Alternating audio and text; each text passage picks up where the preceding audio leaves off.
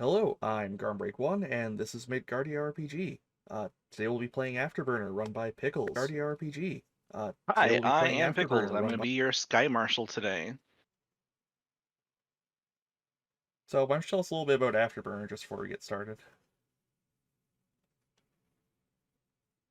So Afterburner is a Lumen-based system, um, which is designed, let's see, not Lumen designed by, Afterburner's designed by Ryan Lucas.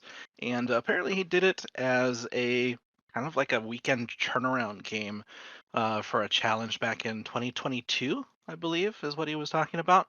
If that's a little incorrect on dates, my apologies. No, that sounds right. But yeah.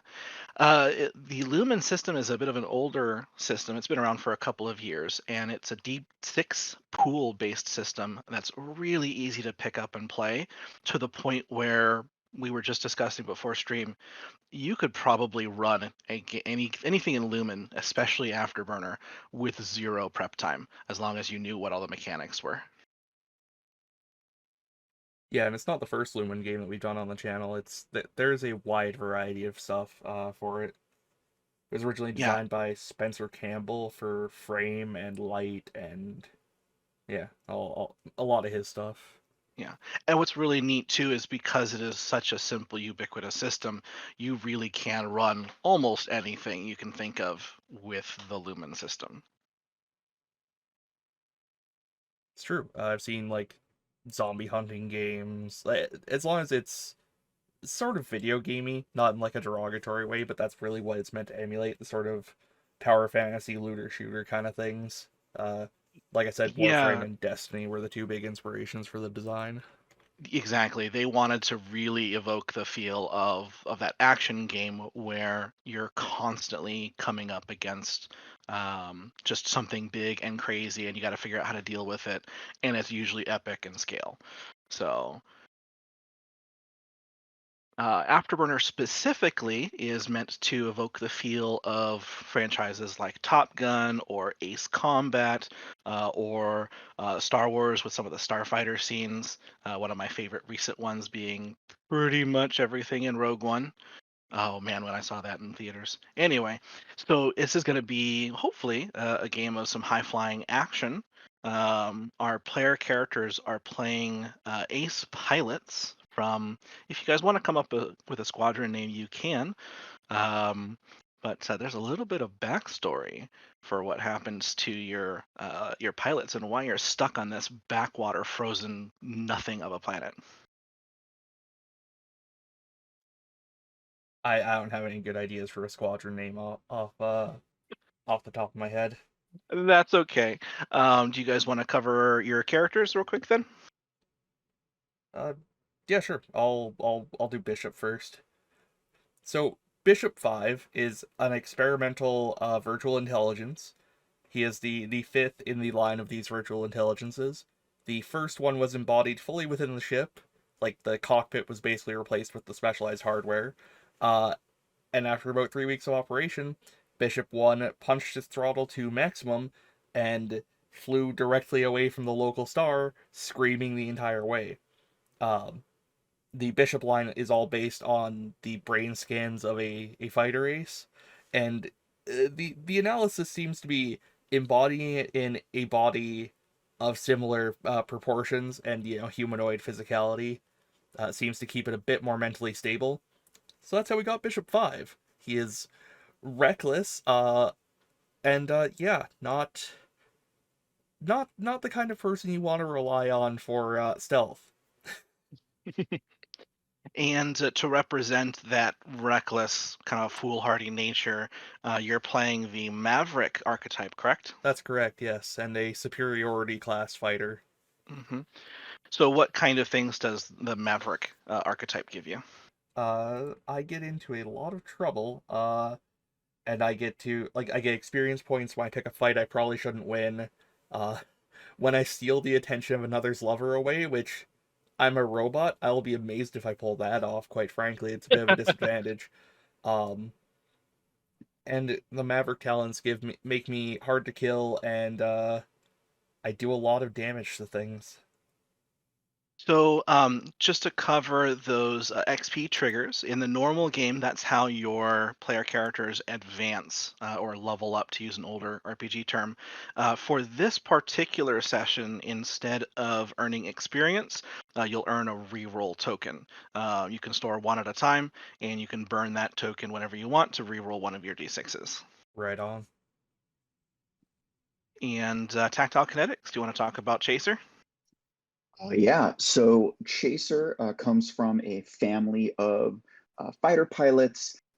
He is a military, he graduated from military flight school, but he was always second fiddle to the class ace. That's actually how he earned his call sign originally, because he was always chasing after the ace. He wants to be the best. His father was considered an ace and he wants to live up to that, but he is really risk averse. And to represent that, he has zero burn. So he has no reckless in him at all. And that's something that's always held him back from being the best. So he kind of struggles with that, trying to live up to this image that he thinks he should have of himself versus what he actually is and like what he's actually good at. But he is very, very smart and like really studious. That's how he's sort of always kept up, is by being really intelligent and sort of the brains of the operation. So to represent that, he's got really high gauge, which is your smarts. Yeah, well, we'll talk about the three stats in just a sec. You chose to represent Chaser with the Wingman archetype, which is another one of the six in the game. What does Wingman do for you? So wingmate is really a Wingmate, good excuse me. supporting wingmate. Yeah, is a really good supporting role. I mean, I can also be a wingman. That is actually one of the experience triggers, which is pretty great. So the focus is on helping your allies, buffing them, maybe a bit of healing, restoring or recovering shields. Doing things like that. And I chose talents that let me sort of capitalize on that and do things in that nature, excuse me. And then my experience triggers, when you solve a problem with compromise, if you absorb consequences for a friend or ally, if you put another person in the spotlight, or if you sort of play a pivotal role in something but nobody knows about it, it's behind the scenes. And then the last one, which I don't think is going to happen very much, but it could, and where the wingman comes in, is when you're the external catalyzer to a romantic entanglement. So maybe I'm trying to find Bishop 5 some romantic entanglement, to make him feel more human, and we'll see how that goes. Either either someone who's into robots, or maybe some other artificial intelligence for him to connect But with. we don't know what's out here. We'll find out. Hey, Connect I mean, maybe the base has an AI that Bishop is fond of. I don't know. connect with That's is up, a that's up for very you guys to decide. connect with is a very good verb here, given two robots. Exactly. Um, so one of the things that I just brought up with Lumen that I really like is just how collaborative the storytelling process is. In a lot of traditional role playing games, your game master tends to kind of control everything but the player's actions. In this game, even basic story elements and mission parameters and what happens between missions is up to everybody, and to a certain degree is even more into the hands of players instead of the GM, which is kind of cool. That's one of the reasons why you can just pick up and run this at any time. So, and then the last thing I think we want to talk about real quick is you mentioned tactile kinetics, the trigger, gauge, and burn. There are three attributes in this game, and they represent different aspects of what being an ace fighter pilot is. So trigger is reacting with skill and with training and natural talent. Gauge is more of your smarts, sitting back, analyzing the situation, making the right decision, and then going forward with that. Burn is when you're just going to be reckless. You're just going to dive right into it and see what happens. There's specific times when you're asked to roll one of those traits, but for the most part, you're allowed to, whatever the narrative calls for, choose which one you're rolling for. So, which is really neat. Okay. Do you guys have any questions for me or for what's going on before we jump in? Uh, I think I'm good. I do just want to say one more trivia fact about Bishop. Sure. Uh, Bishop is named after a Canadian ace fighter pilot from the World Wars, Billy Bishop. Oh, cool. Yeah. He's presumably not Sweet. based on a brain scan of him since he died in 1957, but who knows? I don't know. Weird science thing can be true, huh? Yep. Maybe they did scan him and stored him in a bit of memory bank somewhere until whenever far flung future this game takes place in. Imagine effectively falling asleep in 1956 or 57 and waking up in a robot body like 300 years later. I'd scream and fly away from the sun as well, quite frankly. Yeah, that's Locked in your cockpit. Yeah, That doesn't sound so great. it's not the best. that is definitely a frightening thing to think about. So anyway, so you guys are part of an elite fighter squadron, and with the territory of elite fighter squadron tends to be um, let's call it over exuberant personalities, people that tend to get in trouble a lot. And that's what's happened. You probably pissed off the wrong admiral, and they bounced you down to this post. This post is on a forlorn backwater nothing speck of a planet. It is covered in ice. There is one local small town, basically, and it only really exists to support the base. So for pilots who are used to walking into the local city and throwing around their moxie and getting all the attention and whatever that they deserve. Cat, stop meowing. Thank you. Sorry if you can hear my cat in the stream. She's quite vocal right now. Um, and so this base is to you, you know it as an intelligence base. What it's doing out here in the backwater is beyond you at the moment. You figure it's probably just something to do with the spy stuff, but you're not clued into that. It's not your need to know. The only thing you need to know is you have been doing patrol after patrol after patrol on your day to day with nothing ever happening. It is probably the most bored you've been since you first signed up. And um, you have been out today, 42nd Military Intelligence Liaison Force. Done. For the So glory of you're. MILF. Oh no. Oh, you're horrible. Yeah. Um. So hey, cat. No, no, I'm doing things. How'd you get spider webs on your face? I Hold ask on. that about my cat a lot too, quite frankly. Yeah. Wish my webcam was up and running. You guys can see her right now. Anyway, Alas. so you are out on one such patrol, and most of these patrols take place pretty much close to the ground. Um, you're not really expecting anything in space. Every once in a while, you might dip up there just to see what's going on and then dip back down. But there is a sensor network up there that sees things pretty much before your fighter sensors will. And today is a little bit of a blizzardy day. Visibility is a little low. There's some wind that buffets your ships as you cruise through the atmosphere. And once again, nothing's going on. How do you guys think about that? It's driving Bishop a little bit wild. Um, I mean, he's a fighter pilot. He would much rather be flying and doing dangerous things and shooting the heck out of some enemy bandits or what have you. But no, he is stuck on a cold ice ball out in the far reaches of Maker knows where.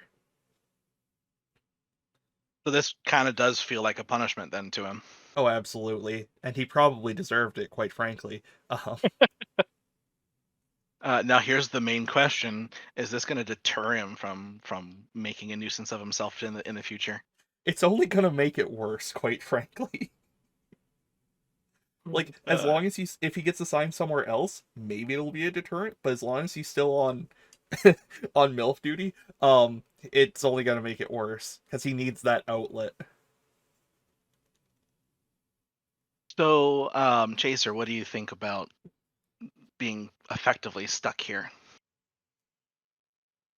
I am bored out of my mind, but as sort of a response to Bishop's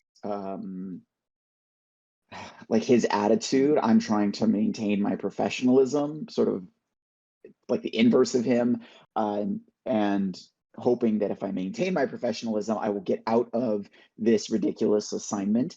Um, uh, Considering that I'm very by the books, I'm pretty flabbergasted about why I was put here in the first place. And so I'm sort of maintaining my professionalism, but it's really starting to grate on me, and I'm it's like repressing the annoyance at just the whole situation.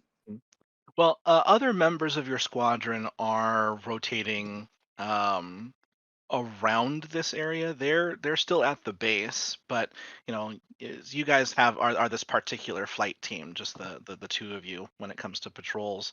So it really was a squadron level punishment. So you and as a wingmate, you probably stood by your friends while they got you into trouble. And while that might suck, that's the life of being someone dedicated to making sure your buddies are having a good time. Yeah, that doesn't mean it doesn't grate on me that Oh that yeah, it still sucks. Yeah, hearing Bishop complain about it probably doesn't help. Just constantly. Like every other thing he says is just, wow, it sucks today. All right, observational report. To our 9, snow. To our 3, snow. To our 12. Oh, would you look at that? Snow. More snow. Oh look, it's some tundra covered in snow, but I can see a rock. Yo, there's a rock over there. What kind of rock do you think that is, Chaser? judging on by the terrain, it's probably some kind of granite. Very like very factual. Wow, it's amazing the kinds of things you can see out here, huh? Yes, it's yeah, quite interesting. So as you crest a ridge line and move onto the glacial plains that surround where this base is located, your comms crackle to life. Aerospace control interrupts your drowsy routine flight. Glacier Squadron, be advised, we're picking up potential bogeys inbound from orbit. Vectors CBDR to the base. General would like you to advance in visual range before hailing and confirm ID. This is interesting. You've never had flight control do anything other than tell you when and where to take off and when and where to land. You receive on your TACOMs some rendezvous coordinates up in the outer atmosphere, closer to where an asteroid belt is located around the planet. There's some local debris. Probably a moon got smashed pretty early on in the planet's formational history, and they're asking you to investigate those sensor pings. All right. I mean, I guess we'll head that way. Yeah. Confirmed flight control. We'll check it out and we'll jet off. So you guys know if it's there's nothing out here really. You're not expecting there to be actual bandits of any sort. It could probably just be, maybe some new collisions opened up some ferromagnetic, debris. Maybe there's some ice that's reflecting something. You're not sure, but it's always good to go investigate. So, Snow in space. so, um, this is, let me put you guys' tokens out. This is what's called a LiDAR. This is one of the other cool things about this Afterburner system, and I want to say all Lumen games, but I'm not quite sure. To represent, instead of exact positions of pilots, but just kind of where they are in relation to each other and how close they are to the furball, you have this grid, and each grid is called a range band, and that determines how far away your weapons and abilities can work. Moving between range bands takes is one of the things you can do on your turn. There are special talents that let you zip around the battlefield pretty quickly. But this kind of determines how your combat works instead of a standard. Oops, I was going to say instead of a standard grid. Let me turn that grid off.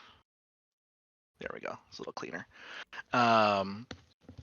So you guys reach the upper atmosphere, and that buffeting wind that you were feeling disappears as you glide into near vacuum, and you approach that rendezvous point. And there's lots of debris around. It's what you've expected. There's nothing really ever changing up here. But flight control did ask you to take a look. So you can go ahead and start moving through and get your scans going and see what you pick up. So whoever wants to do that first, go ahead and talk to me about how you're going about with your scans. That's probably you, Chaser. It is probably a question. So this is like a debris field. You mentioned like maybe like a smashed moon or some sort of like micro moon or something got pulped early on in the planet formation, and now it's got some sort of like almost like a ring, like Saturn's rings or something, just Yeah, outside of yeah. atmosphere. Okay. Um, so I guess I would probably um, uh, radio to flight control and say we've made it to the debris field, beginning scans, just like as a check-in, and then would pull out like my computer interface on my fighter, and just like say like okay, beginning scans, and probably like point them into the debris field to see what we can pick up from our current range. Mhm. So go ahead and give me since you're doing this by the book, go ahead and give me a gauge roll. And you can use your Starfighter's bonus is for trigger, excuse me. Yeah. So So yeah, I go have ahead and give me a gauge roll. Okay, so I've got gauge 3, so that's 3d6, keep the highest. Yeah, Correct. just to have that right. Cool. All right, I got 5. 5. So before I describe what's going on, Bishop, are you doing anything in particular? I should also be scanning, so I'm probably making a cursory effort. Uh, Just the bare minimum. just the bare minimum. Like my scanners are actively going. I am looking around with my face. Um, that's about it. Okay. I don't expect to find much. So there's my roll, which is a 1. Yep. So you really don't find anything. You in fact you park your fighter for a moment next to a rock that looks like it might have a face on it, just kind of pondering, and then it slowly tumbles out of your sight, and then you just move on. Chaser, on the other hand, you pick up something odd on your scanners. A couple clicks away through that asteroid belt, you picked up what looked like for a moment before it blipped out an energy signal. Might have something here. Bishop looks like an energy signal. That can't be right. And I'll like quickly, like you can hear it over my comms, like a clacking of like a keyboard Uh, as I try to like narrow in on the scan. Better not be getting me excited for nothing, Chaser. I'm All just right. telling you what the scanners picked up. I'll move in and see what kind of ice is, see if it's a chunk of uranium or something. And, So yeah. you move in closer to one of the larger pieces of debris in this belt, and it's a pretty good sized chunk of planetoid. There's lots of pock marks everywhere for things to hide in, and so you spin your fighter lazily around, checking out everything. And as you come around one of the bends, you spot something a little ominous. There is a probe drone just sitting in one of the craters. And as soon as it comes into visual range, as soon as you come around that asteroid, your scanner lights up with a definite energy signal. It is active, All right. and What? it's not friendly. Yeah. That's for sure. Command have confirmed sighting of some sort of active probe droid. Command responds back. Can you identify uh, who owns that probe droid? Nobody's supposed to know we're out here. I will get in nice and close and see if I can pick up some identifying marks on it then. So you come to within about a quarter click from it, and that energy spike on your scanners flares up. The drone was probably in a passive mode earlier, maybe doing some passive scans, but your approach has triggered it into an active mode, and it starts leaving the crater and starts moving towards you, and you see on your scanners the signs of like some sort of weapon bank charging up. It looks like it's moving in to attack you. All right. I, Sorry, go ahead. oh, I was just gonna say, I'll try to sweep. I'll try to sweep it with the sensors on the ship to see maybe you can like recognize the energy signature as the source of the probe. Mhm. All right. So let's go ahead and who wants to do their thing first? Because one's going to definitely affect the other. It, Who's a quicker reactor? Uh, prob- Bishop. I think it's probably going to be Chaser because I'm going to, for once, be responsible and radio command to let them know that command probe is hostile, hostile, hostile. Uh, Hmm, before I actually shoot it. Hmm. okay. All right, that's fair. So I will probably, as it's charging up weapons, I'll probably, I don't know, can I activate like a more powerful scan, like a more Yeah. act like instead of like a more passive, like actually like a ping, like a submarine ping, like I actually do like a active scan on Well, the probe to try to well get more information about it now that I know it's there and can see it. keep in mind submarine pings are in every direction all at once because of how the ocean works. But yes, you I can. I know. I mean a focused you, scan. Can I you can I try to can. attempt like a focus scan? Yes, you can do a directional scan, a little bit more focused, high power, and try to pull as much data off of it as you can before Bishop blows it up, because you know he's going to. Yeah. So go ahead and give me another. Would you, since you're reacting a little bit more quickly, would you justify rolling something like a trigger instead, or is Chaser just a really calm and collected individual?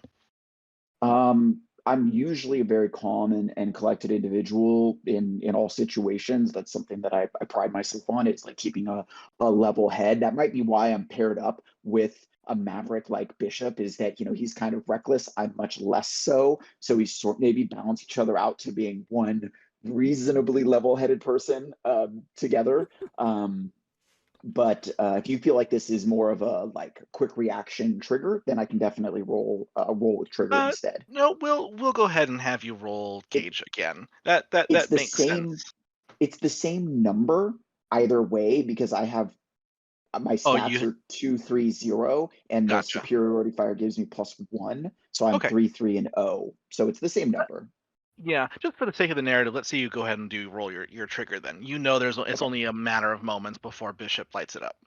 sure. Okay, so trigger 6. Ooh, Going nice. hot today. Good So, well, times. that's what happens when you roll 3d6 and keep the highest. So you've got a 50% chance of rolling a 6.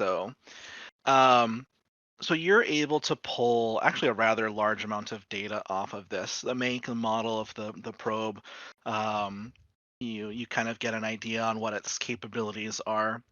It's got a really basic defensive pulse weapon, just short range, enough to discourage investigators, but not really a big threat to your fighters. But what you do note, and this is kind of a frightening thought, is your faction has a couple of geostrategical, or what's the galactic version of geostrategic enemies? Galactostrategic. Sure. Yeah, that works. It's sci-fi. You can Um, just make words up. exactly. I'm a fan of Star Trek. Technobabbles in my blood. So yeah, we'll call it galactostrategic. Strategic. That's hard to say. Enemies, and this particular probe belongs to one of your bigger ones. They're an imperialist state that tends to find your guys' more freedom enjoying state not conducive to what they want to do with their territory. You guys are at a not quite a peace. It's a really tense situation. Um, you know, kind of almost like a Cold War sort of situation. But you know that any one particular what's the word I'm looking for? Any Incident. particular, big incident might be enough to set off tensions into something larger or even full scale. Like, let's say, a cocky fighter pilot shooting a harmless scientific research probe. Yeah, that's exactly what it was. I don't think that's going to stop Bishop for even a second. No. No, it will not. Um, you guys also have the feeling that this is not actually a harmless scientific probe. Oh, probably not, but It's that's not. charging weapons. Yes, Yeah, most science probes don't have defensive systems. it was simply a mining laser for taking ore samples. Thank hmm you. I know its how. whole its whole purpose is to pulverize small sections of rock strata and analyze it and then send that data back. Yep, Mhm, that's mhm. exactly what it is. I know how international politics goes. Intragalactic. Yeah, intragalactic Yeah, technically. all right. I know how it goes. Interplanetary Yeah. politics. So Chaser, you know that this drone represents bad news. So it's probably a good thing for you that Bishop's about to light it up. Sure, yeah. So But for one second, I do think, crap, is this going to spiral out of control? So Bishop, you're up. This thing is currently spooling up its defensive weapon, so you have the initiative on it. You can go ahead and attack it. All right. Yeah. Before I even hear a response from command, I am already shooting at it, and I will roll for burn because horrible instinctive maverick actions. Uh, Itchy trigger finger, literally. yeah. So that's 3d6, which Yeah, highest which is comes out to a 4. 4. Yeah. Oh, I don't. Okay. Yeah. Yeah, the Okay. Yeah. Yeah. I see. I see how Tactile did that. yeah the, Yeah. the KH1. Yep. Yeah. And then if you ever roll a 0, it's KL1. Keep lowest. Gotcha. So, um, so you open up with let's see, you've got a rotary weapon, some rotary wingtip blasters. Yeah. Shout guns, guns, guns as I light it up with like I don't know, tungsten carbide rounds or something. So your fighter makes brr sounds. Yeah, basically, it's probably I really loud love it. inside. I love it. Um, so you train your weapons on it with the practiced hands of an ace fighter pilot, and before it has a chance to spool up its weapons, you blast it to smithereens. Um, there is something worrying on both of your scanners, however. Right before it exploded, it got off one final signal, and that signal is heading out beyond the plane of this particular system. It doesn't look like it's a wideband signal. It looks like it's a focused band signal. That's not great. That's worse, actually. Um, I'll I will calmly, but you can feel you can feel that there's like anger, like heat underneath my words. And then I would have said, Bishop, if you had given me half a second, I could have walked down that thing with my EMP and maybe stopped it from getting that signal out. Well, it's scrap now. I'll just sort of grunt. So your comms crackle back to life, and it is your aerospace control again, and they say, "Chaser, we got your ping. Was that what we think it was?" It was a probe, and it got a signal off before we blew it out of the void. All right then. Um, we're probably going to have to call your patrol in short and analyze this situation. And while control is talking, you have another energy signal on your scanners, and it looks like a warp signature. Uh, And before you can call it in, some ships pop out of hyperspeed or whatever you want to call it, mhm. and they're on the near side of the asteroid belt, but close enough that it will only take moments for them to spot you and engage if that's their prerogative. um, Crap. I will, in my response, instead of confirming what command just reported, I will uh, I will instead say, "Sorry, command, but we actually have a situation on our hands here. A couple of bandits just dropped out of warp right on top of us. They're going to be on us in moments." And command receives your. Are you transmitting any of your signals as well, or just audio? Um, what do you mean by Like transmitting signals? Like sending back like the telemetry data? and like this is what we're seeing. Oh, yeah, I'll send them a quick like flash of the warp signatures and the initial data that our passive scans pick up on the bandits as Gotcha. they drop in. Um, so aerospace control comes back on and says, "Team, you are not weapons free. Do not fire unless fired upon. We do not need to escalate this situation. Do you copy?"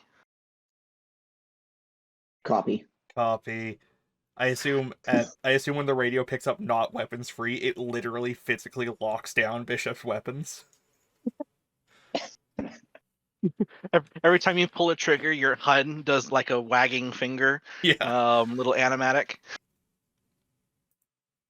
Um, so the the fighters, the bogies at this point, you know what they are. They're called shriekers. That's what pops up on your target identifying system there, and it only takes them a few moments to spot you, and all four of them immediately start angling towards your position. And Um, oh, go ahead.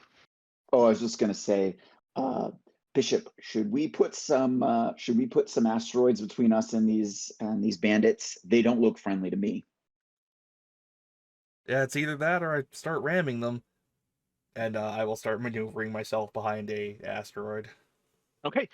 So we'll go ahead and enter this game's version of initiative, keeping in mind that pilots get to take all of their activations before the GM gets a turn. For the sake of the environment you're in, any zone that's not a bug out zone has asteroids in it. It's dense enough that being particularly reckless or incautious might result in a collision. So we might have to make some maneuvers if you want to avoid things like that. Those maneuvers don't take up your action as they're a response to something, but you can also, on your turn, use your action or your movement to trigger a maneuver to use that debris to your advantage, either hiding around it or trying to angle around your opponent, or all sorts of things that you can do. And keep in mind that anything that you can do almost anything you can do, the bandits can do as well. Roger that. And so, so go ahead and make a maneuver, Bishop. You wanted to actually both of you wanted to try to put some distance. Yeah. Yeah. Uh, yeah, I think so. That was just my initial reaction. Was let's put some cover between us and these unfriendly looking bandits. Gotcha. So let's see. That should be, if I remember correctly, that should be a trigger roll for hiding in debris. It's one of the few specific instances of roll this stat. All right. And that's anything but burn, so I roll 1d6. That's a Uh, 3. if I- If you if have you're in a as superiority fighter, you should have, I think, one extra burn. Oh shit. one Oh one shoot, one you're ex- right. Yeah. one extra trigger. Oh yeah, sorry, one extra trigger. Yeah. That's a Uh, 6. Okay. Thank you, And if Kinetics. nice. and if your stat's 0, you roll 2d6 and keep the lowest. Yeah. Okay. Pickles. Yes. Question for you. So like, uh, I know that this is an abstract map. The For those different zones, is this visual zone distinct from this visual zone, like the dividing lines? They are Correct. technically a different zone, even though Yes. they're in the same range band. So Well, I I'm here. they're in different range bands. So each zone is called a range band. The type of range band is what that label is. So you have Okay, 4 visual range bands where the combat range is long enough that weapons fire is a lot more inaccurate or less powerful. So okay, bandits and fighters deal less damage to each other. okay, Danger zone. No need to comment there. Is a pretty neutral zone, so you're a lot closer. And then furball is the middle of the fight.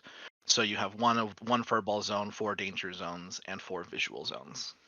okay. What I meant though was that, like, if something says like range 0, right? That means that the tokens have to be in the same spot. But Right. does it matter if somebody's in this section of the map versus in this section of the map? Yes. So Okay, because each range band is that distinct zone on the lidar grid, that's what it's referring to. So if you're okay, in this visual band, range 0 is anything in this other visual band. Range 1 is this visual, this danger zone, this danger zone, this visual, and then okay. technically bug out.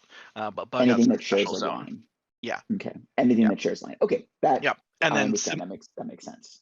similarly, zones away, you just anytime you cross a border, that's one range band away. Okay, all right, that makes sense. So I will roll my trigger then to hide in the debris field. Okay. And as you do so, we'll go ahead and move you guys into visual, since those bogeys are trying to move on your position. So, all right. So we've got a 6 and a 4. So that 6 is Bishop. You're starting to come into your element again. This is what you were built for. So you pretty much effortlessly slide into cover, and what that cover is going to do is, if they do open fire on you, it's going to make their attack a lot more difficult. Um, and then Chaser, you're also able to slide in, but you've left yourself exposed just a little bit. And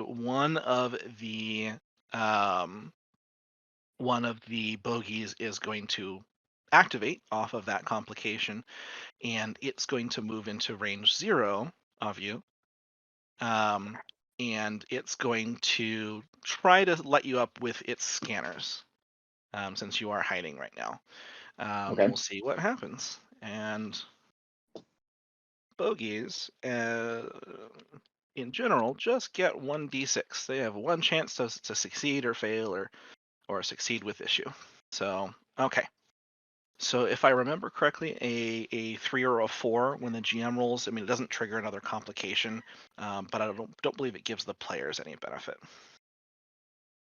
Garm, you've read the rules pretty thoroughly too. Do you recall if the 3 or a 4 does anything when the GM rolls it? I'm not certain. Okay, one sec. This is an easy system, but it's also a brand new system for us, so that we might be having some minor rules discussions as we come through. But as we are, part of our purpose is to show off a neat little system that we've discovered. I don't think any of our viewers will mind. Yeah. I mean, the stream I did yesterday at noon was me learning how to play the Evangelion TTRPG, so I messed Oh, up a lot of rules in there. and that's a more complicated system than this one is, that's for sure. It's the official one from 1996, not Adeptus Evangelion. Mm. So, sort Those of, were yes words. and no. Yeah. Okay, yeah, it doesn't look like there's any other complications that arise from that. Although if they roll a 1 or a 2, that it does give the players some benefits. So Chaser, you are partially being lit up by scanners. It looks like they're trying to pull some data off your fighter and just confirm what they already suspect. And you've got a bad feeling about this. I will. I'll try to see. I'll like be looking over my screen. My screens in my ship, trying to figure out what kind of data are they trying to scan off of us. Mhm. I think they're just trying to confirm your ID scans, your telemetry. There's another word that I probably should have written down. Pulling Your like IFF codes, yeah. yeah. IFF codes is a good way to put it. Transponder, that's the word I was looking for. And so like I said, you've got a bad feeling off of this. If they were already here scanning for something, now they've got fighters inbound. Now that those fighters have identified you, this could go, this could go badly very quickly. Um, I have my hands on the throttle and my finger on the trigger, and I'm just like, if this thing fires, I'm just like trying to prepare myself to not to be ready. But I'm like just waiting for this to go poorly on me. And so we'll end that round. Normally, at the end of a round, there's a rally step, but you guys didn't destroy any bandits this turn, and then there's a GM activation Uh, step, and so we'll go ahead and do. I Oh, go haven't ahead. done anything yet. Oh, you haven't. That's right. Um, Go ahead and like you got that free move individual at the start. Go ahead and take your turn. Yeah, I'm going to move into the other visual range here and radio command or radio aerospace control and ask, would you kindly give me my guns back so I can shoot the bandits that are moving to engage on us? Aerospace comes back and says, please hold. We are trying to analyze those signatures. We'll get back to you as soon as we can. If you were in the cockpit with Bishop, you would now hear him screaming inside his cockpit. Um, and that's my turn. Um, so we'll go ahead and move these guys. We're gonna move that one, and we're gonna move this one into those 2 danger zones, and then we'll start the next round. We'll start this round off because every round ends with something about the game or the battlefield or your opponents changing in a notable way. This round ends with all 4 of those signatures engaging their weapon systems. You have definite signals um, of them spooling up whatever energy weapons or physical weapons they might have at their disposal, plus targeting systems. Command, the bandits are are spooling up weapons. We are in trouble here. and command comes back and says, "Confirm, team, you are weapons hot." I assume Bishop just like cheers loudly, Yeah, excitedly. it's presumably a yeehaw over the radio. And so whoever wants to take their first turn, go for it. I think I'm I gonna think kill. Bishop, Yeah, yeah, I think Bishop would definitely be like, let's go. yeah. Yeah, Bishop is going to engage the closest fighter, the one in the visual range with me here. Okay, So that's range 0 then, right? correct. Okay, I am going to. I mean, I'm gonna shoot it with my primary weapon, so that's a Okay. 3d6 KH1, and that's gonna be a harm 2 if I hit him. That's a 4.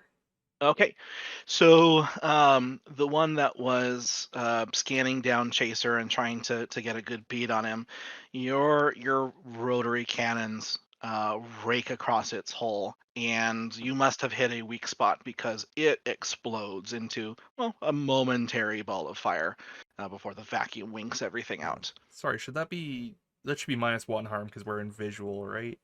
Is that how that works? Oh yes, no, you're correct. You're Okay, correct. so it's only 1 damage then. It is Alas, only one. as I just like Um, scrape him and rip a couple of holes in him.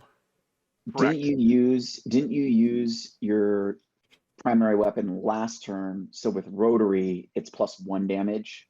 That was outside of initiative. We'll assume enough time has Okay. passed for the cannons to spool down.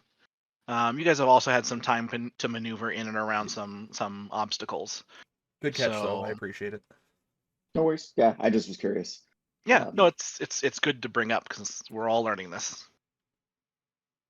You did roll a 4 though, and so that's going to introduce a minor complication, and we're going to take that by. Let's see. I'm Here getting we go. shot. Yeah, someone's going to get shot by this bandit, because they are indeed bandits now. Yeah, it'll go ahead and because it was already trying to scan down Chaser. We'll say that complication means that it finally gets a good angle on him, and it's going to open up itself. Sorry, buddy. that's Well, okay. it you kind of took it by surprise a little bit, but like I said, it was already trying to chase down Chaser. So it's got a 3. It rolled a 3. So it's going to hit you. It's at range 0. That's 2 harm, but you're at visual, so that's 1 harm. And your ships have something that their ships don't, which is shields, and that's that blue bar above your friendly player tokens.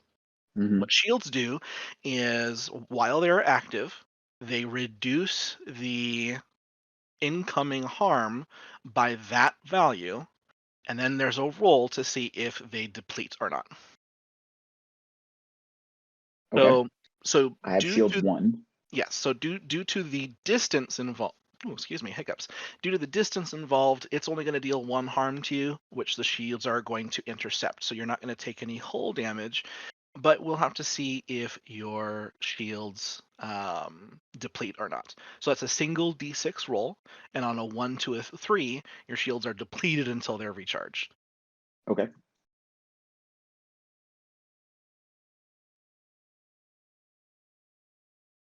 All right.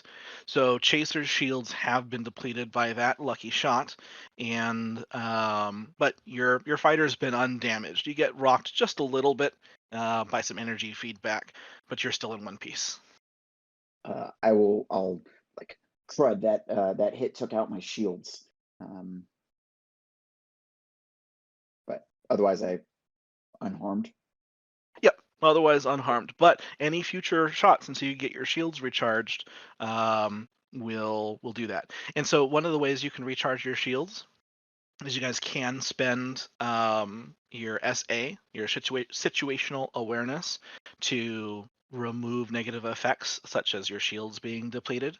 Hmm. You can also spend those as your move or action to do some of your talents, depending on what that talent does. Um, and then there's some other minor things you can do with your situational awareness. So there's a re-roll. For example, you can re-roll all your dice in a single action roll, If you just get a really bad roll, you can spend an SA to re-roll them all. Okay. So your SA is a regenerating resource, but normally it regenerates slowly. In Chaser's case, because he's flying a multi-role fighter, he actually does get some bonus SA every round.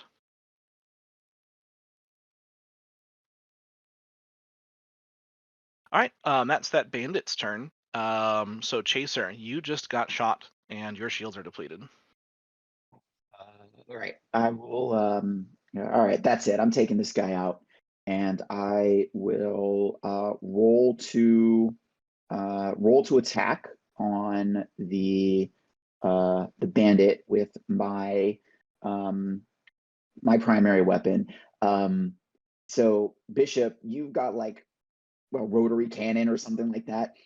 I picked up a talent hacker, which lets me inflict EMP at range 0. So if your ship goes burp as the sound effect, mine is pew pew. I shoot lasers. So I've got actual lasers that are like EMP charged and help knock out ship Oh, systems. so Nice. yeah, so they're like it's like an ion blaster.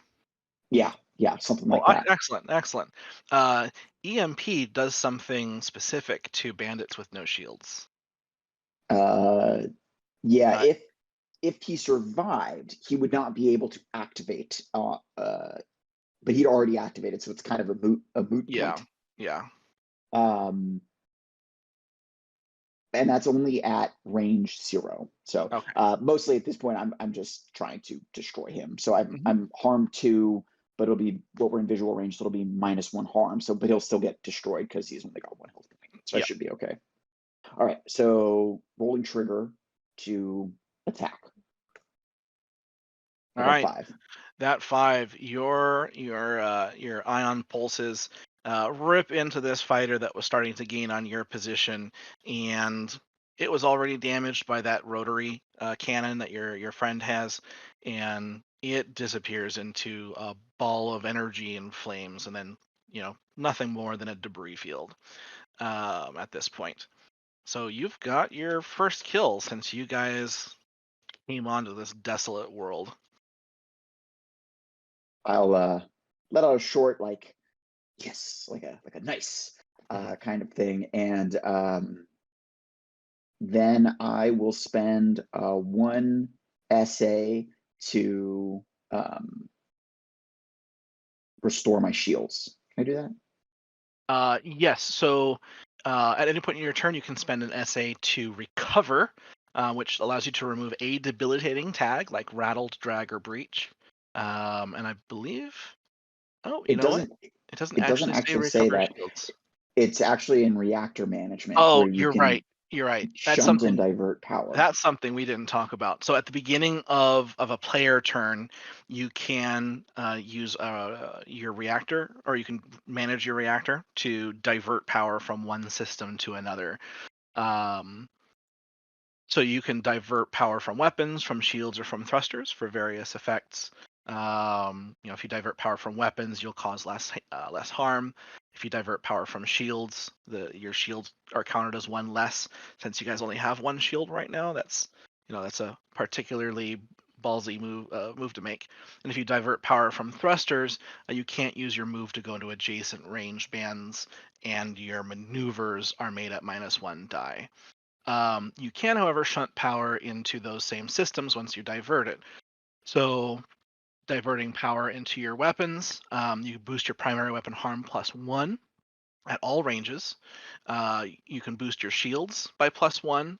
You can regenerate your shields, or you can throw them into afterburners, which lets you move an additional range band when you move. All right. So, Okay. Um, is that something you wanted to do, Chaser?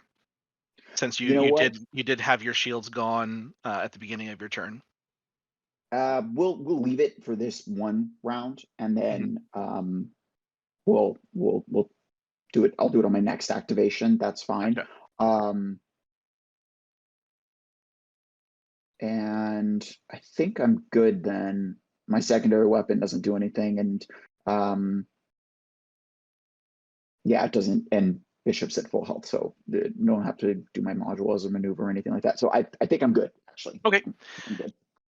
Yeah, I'll worry about Um, the shields next turn. sure. So now we move into the rally step since there's a destroyed bandit. So for each destroyed bandit, there's a d6 roll and an effect. I Oh, go haven't ahead. done anything this round again. Did I? No, didn't you move in and shoot him? Yeah, it was last Yeah. round, wasn't it? Oh no, sorry, that was this one. You're right. You're right. Sorry, I'm getting ahead of the game. I just want to kill. Maybe it would be good to have some sort of turn order on screen just in case. I mean, it's probably Uh, fine. Sorry, I'm yeah, easily distracted. I am too. No worries. We'll go ahead and pull that down. So for each destroyed bandit, you roll that d6, and it will basically drop a pickup. And this is where some of that video game mentality comes in to at least this version of the game. I want to say the mechanic that rally represents is present in all Lumen systems. Most certainly, yeah. Yeah. And so in this game, there's a couple different effects that can happen. And so we'll go ahead and roll on that table and we'll see what comes up. All right. So the we rolled on that rallying table. It came up with an additional SA. Now, normally your players would say, okay, who wants that? And then I take it, and then you move on. In this case, because neither of you can benefit from it, that particular rally doesn't really do anything.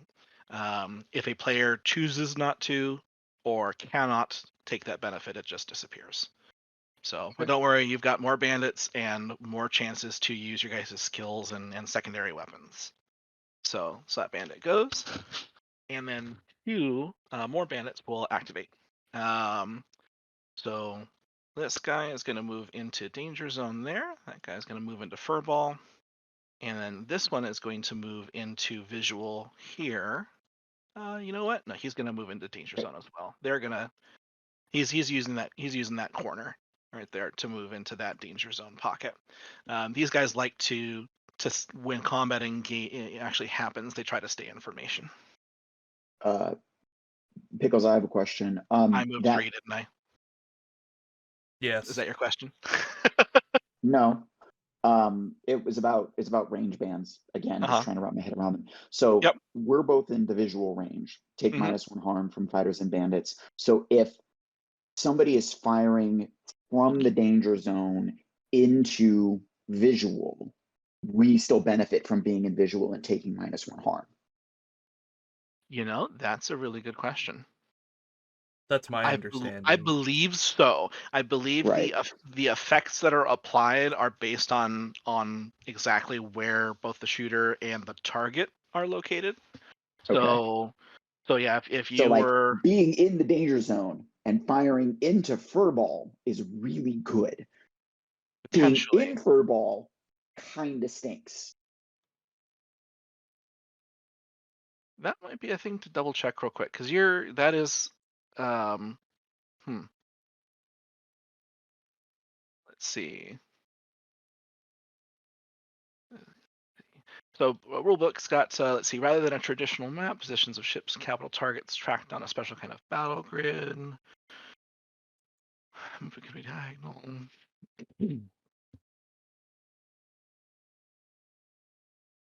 Okay, so it does specify in furball that both fighters and bandits must be inside furball for that effect to happen. I assume it's the same for visual. So if you're firing across range bands, then it doesn't look like that effect comes into play. Yeah, that looks right.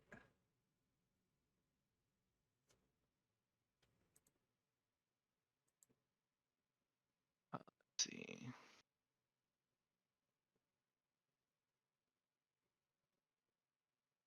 Yeah, fighters and bandits both take +1 harm from one another's attacks while they're in this range.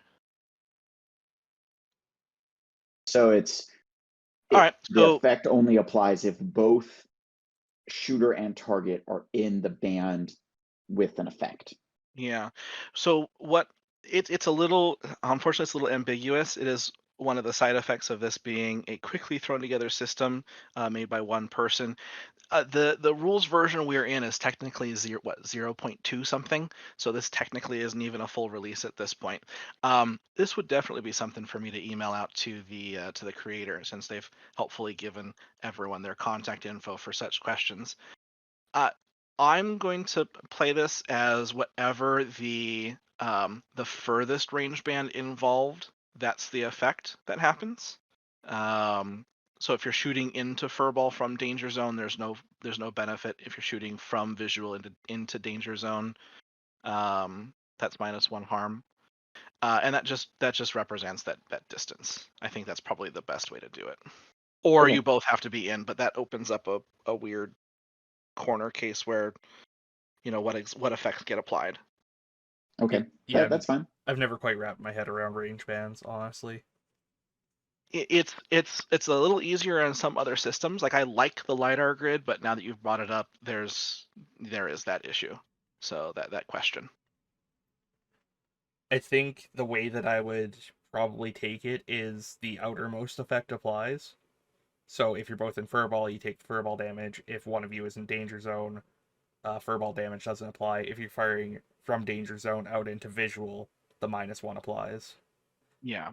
And Yeah. if you're firing from visual into danger zone, I guess I would also say the -1 applies because you are firing from a good distance away. Yeah. And then the only time that really doesn't apply is if you're shooting at something that's not a bandit. There's emplacements, and then there's capital targets as well. Yeah. So, okay, that sound reasonable? Yep, totally good with that. Okay. That works for me. Okay, so what we did instead, I moved one too many bandits. I will move the one from this danger zone into furball, and we'll move this one from visual into this danger zone so that they group up. Since, like I said, they like to fly information, and that'll end that round, and we'll move into round 3. All right. Chaser, do you want to go first? Yeah, sure. That works for me. So I will. You can't use your move.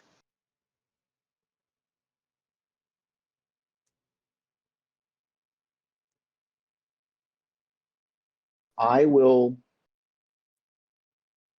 I will divert power from my weapon system and double check my weapon here. Okay, harm Which one. should be 2 So at range I 0. probably want to be. Yeah, but so I'm going to divert power from my weapon. So I'm at -1 harm at all ranges to restore my shields up to 1 shield here.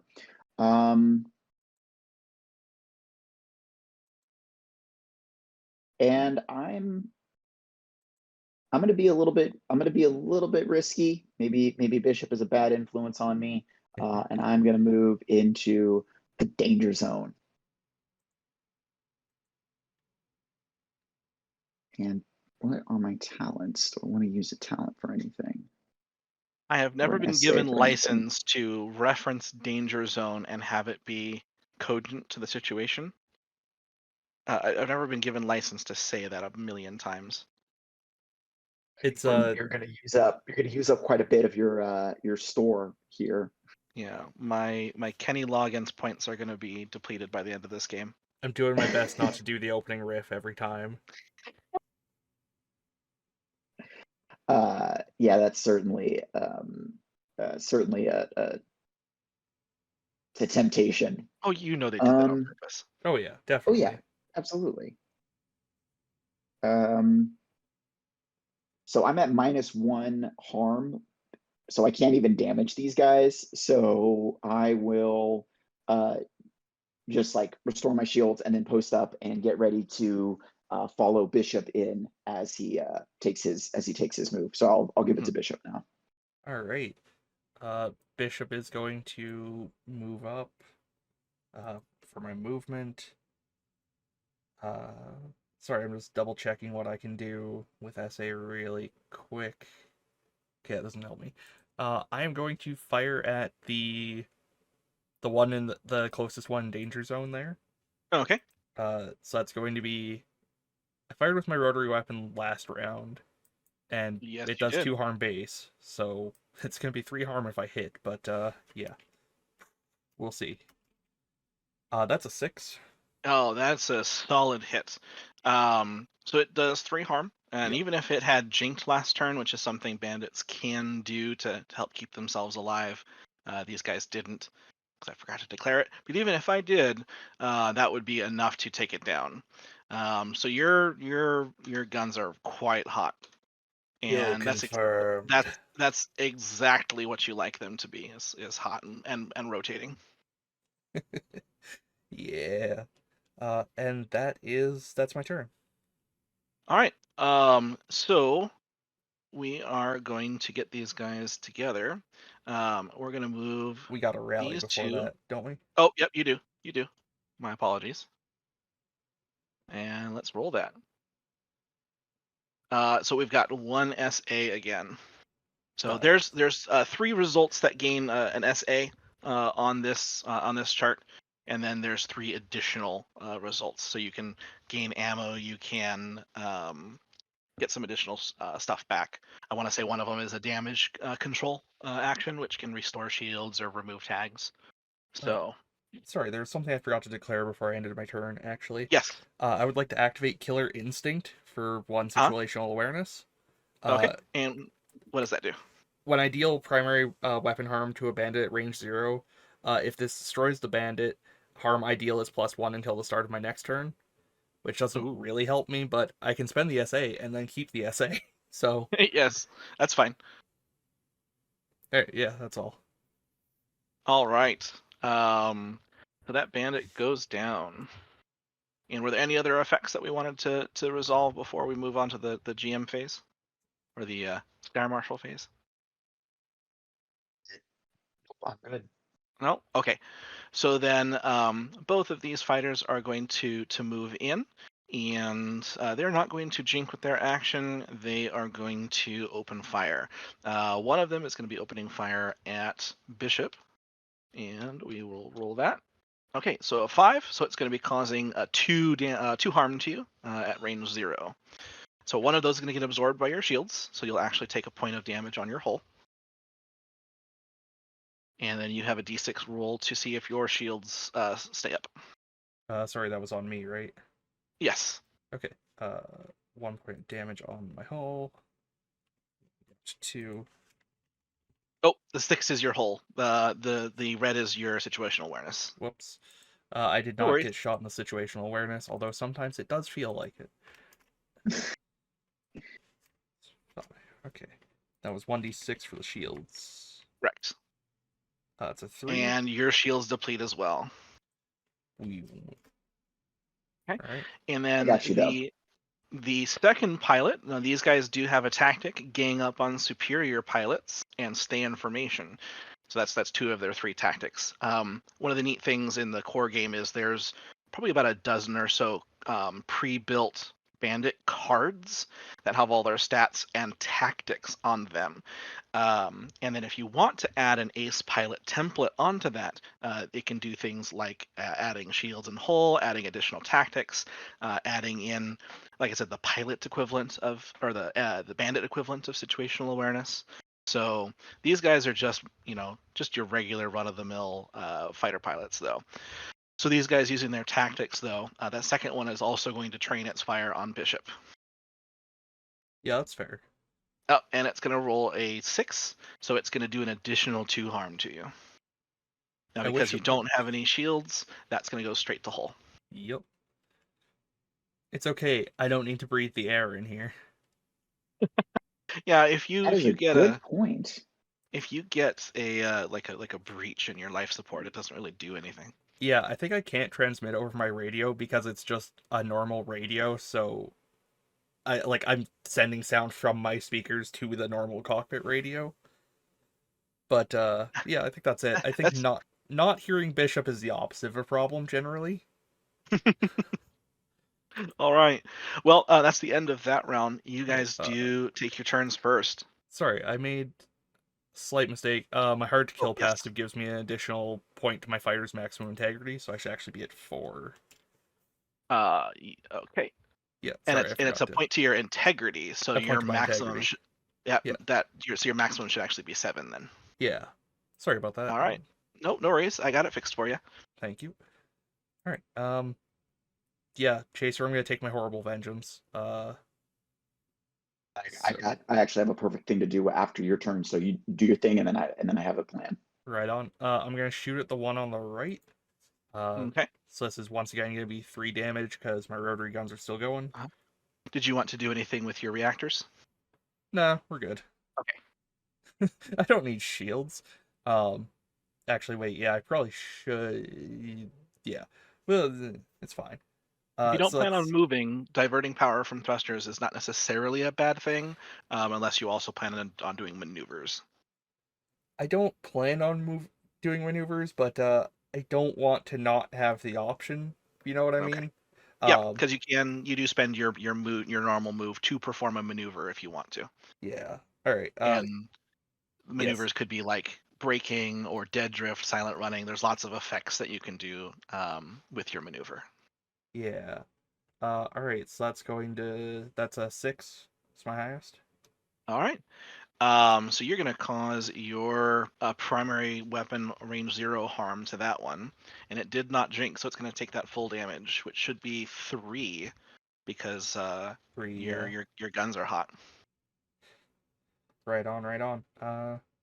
So splash one more bandit. Yep. And then I'm gonna break for my maneuver. Okay. So you attempt a maneuver roll to initiate a desperate series of random jerks, weaves, drifts, and dives. Um, I think for Bishop, that's probably not desperate. It's probably just hardwired in. Yeah. So Basically. you'll if successful, you'll reduce incoming fire. You'll reduce our harm by 1 until the start of your next turn. But the SM gets to move you to a random range band adjacent to yours. Yeah. And that does require a burn roll, I believe. Let's Oh, see. it might. Sorry. It probably does here because of the asteroids.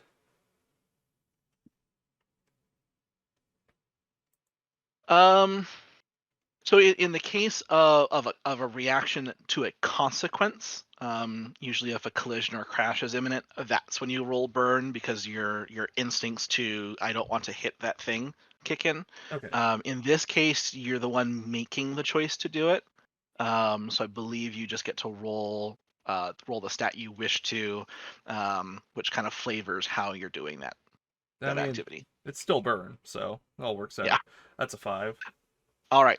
So you splash that bandit. It knew what was coming for it. But instead of it didn't know it hit it, it definitely knew. It just didn't have a chance. You're way too good of a pilot to avoid that or to let it avoid that. And then you break hard because you think its buddy probably is going to focus in on you. Your shields are down and you're at half integrity. Right on, right on. All right, but no complications were rolled, which means it is Chaser's turn. So I don't need to do any reactor management. So I will attack um, the last remaining bandit. Yeah, I will attack the last remaining bandit here with a trigger.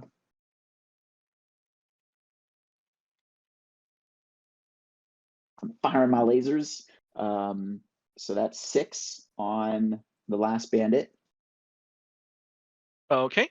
So what's your you should be doing 2 probably to it, yeah. Yes. Okay. And then it would apply EMP because we're at range 0. And then I would like to activate talent. Got your 6. An ally at range 0 can recover, restore shields, or remove a debilitating tag. So obviously that's going to be Bishop. And I will let's say I have my ship is equipped with some like tech gear that lets me sort of remote to my allies' ships and help them with like reactor management and like power management systems. So Mhm. and knowing Bishop being a little bit reckless, I tend to use this to help him, and I restore his shields. Right on. All right. So we are going to move into rally, since again there's no complications for any of that. And we have 2 rolls, one at a time. First one, we have 1 SA, so Chaser, you can get your SA back. Cool. And then the second one, I'm hoping it rolls. Oh, you know what? Just to make sure that my roll table is working. Yeah. Is that like a bunch of ones in a row? Is your script busted? My script might be busted. Because it's been a 1 every single time. It has. What is going on?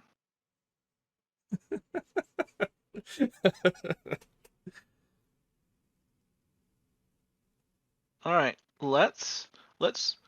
Okay, I'm adjusting the roll table so it's not using weight. It just actually has All right. Well, while Pickles figures 3 that out, entries. I'd just like to remind everybody that we are playing this as part of our Extra Life Tabletop Appreciation Weekend uh, series of streams, which is raising money for the Stollery Children's Hospital in Edmonton, Alberta via Extra Life. So, helping sick kids, pretty cool, pretty important. If you feel like donating, there is a link in the chat and also below in the YouTube video in the comments. Yeah.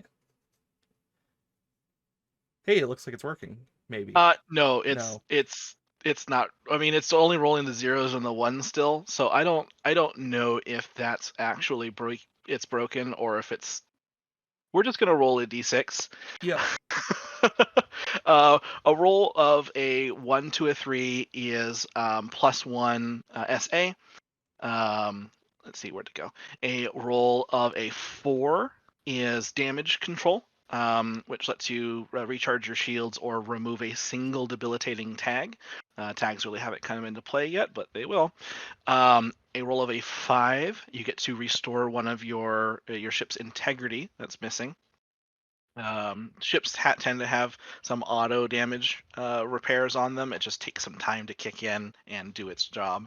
And then if you roll a 6, you get to choose one of those 3 options. Nice.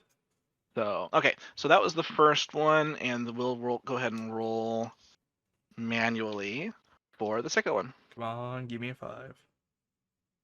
Nope, that's the wrong macro. There we go. 2. Okay, so it's SA. All right.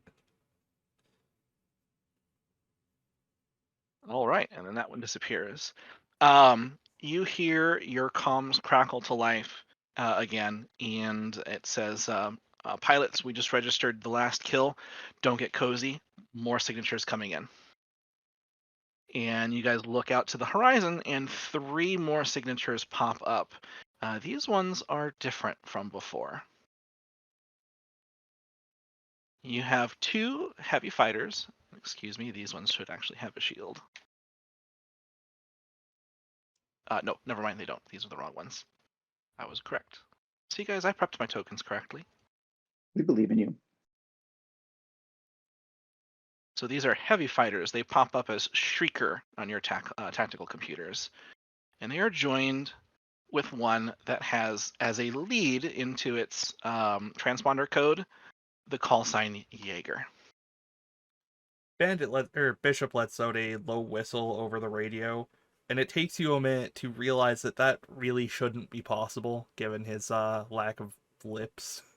It is a pre-recorded Yeah. message that he stores on his memory banks because he knows he can't actually whistle, but it's important enough to him that he can. So maybe he got Chaser. Hey, can you whistle into this microphone for me? Great, thanks. Not gonna actually whistle because that's not nice to do to people that are watching the stream. Yeah, no, No, absolutely. just describe it. So, um, this is the introduction of the first what the game calls a flight baron, I believe, and they're basically enemy ace pilots. This is what I mentioned. You pick a fighter profile for them to use. They apply some benefits, and they can do some of the same crazy stuff that players can. So they pop up on the outskirts of the asteroid field, and they're moving in hot. and staying in a really tight formation. And it's a little bit unnerving at how precise their movements are. Um, and you hear over your comms, there's a kind of a burst of static and some crackling. Sounds like someone's forcing their way into your otherwise protected comm traffic. And it says, um, "Welcome to your first test, pilots. Let's see how you react." I can speak well today. And we'll move into our fourth round. Great. Is it possible to attack more than once in a turn? Like, I'm just Um, looking through. I believe so, through the use of SA. Like my talent, deal primary weapon damage to a bandit at range 0, and then Yeah. an ally can recover, restore shields, or remove a debilitating tag. So technically, yeah, like I could do it for like range 0 stuff, but using a specific talent. Okay. Mhm. Okay. Yeah, I was just wondering because I realized one of the talents I got is not much use if I can't. Uh, but that's okay. Yeah, I just checked the section, and yes, so the spend for activating a talent is any time during your turn, and it does not take up your movement or your maneuver unless it says it does. Yeah. Oh, Or yeah. I sorry, just movement or action. And maneuver is a type of movement. yeah. Sorry, I just entirely misread the talent. I thought it was when I deal primary weapon harm to a bandit, it triggers, but no. The talent is deal primary weapon harm to a Mhm. bandit at range 0. Yeah. I do have a slightly edited version of some of those talents in your Roll20 journal because there's some discrepancies in those descriptions. So if you need to reference anything, feel free to grab it. It should be in the character creation folder. Okay. Yeah. Yeah. Mine looks right. I just misread it. That's all. Okay. All right. Yeah, the Cool. discrepancies are mostly who has access to which talents, but there are some descriptions which don't quite line up either. So I rectified those as best as I can. Gotcha. Gotcha. So okay, so you guys have your turns. You've got an enemy ace and their escort to deal with. All right. Chaser, do you want the escort on the right or the one on the left? I'll take the one on the left. All right. Wait, sorry, I mixed that up. I do that sometimes. Right, left, they come out wrong in my mouth. I meant the one on the right, so All my right. bad. I'll take the one on the left, and then the ace, and then I'm going to punch it. I would like to spend one SA to do an extra maneuver. Sure. Oh, an extra move or an extra Or an maneuver? extra move. Sorry. Okay. Can I shoot them while they're still in bug out? Yes, you can. What bug out refers to is it's generally a zone where there's no obstacles or other environmental effects unless it's regional, not just local. It's also where you're either entering or leaving an engagement from. So enemies who are trying to leave will move into bug out. Enemies who are entering will enter from bug out. Um, you can fire into there, and I believe you're allowed to move into there, but you can't interact with the special things that bug out lets you do, unless it's your friendly bug out. Okay. Gotcha. All right. I'm gonna fire at the leftmost escort there. All right, and I'm going to help you out. Um, remember, you can move diagonally. So moving from danger zone to that visual you just did is one maneuver.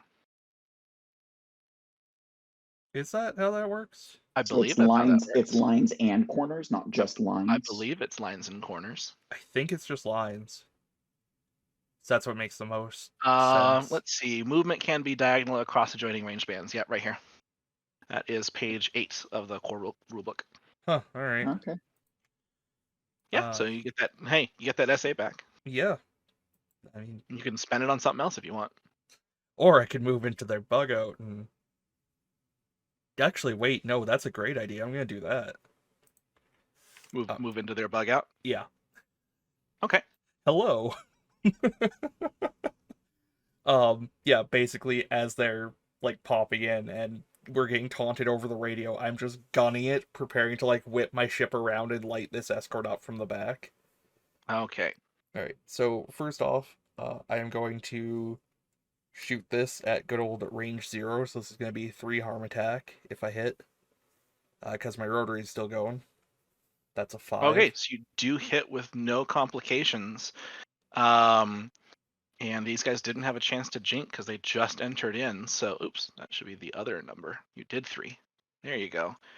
And it just soaks up all of your damage, and you see flares and bursts of electrical energy coming from it, but it's still up.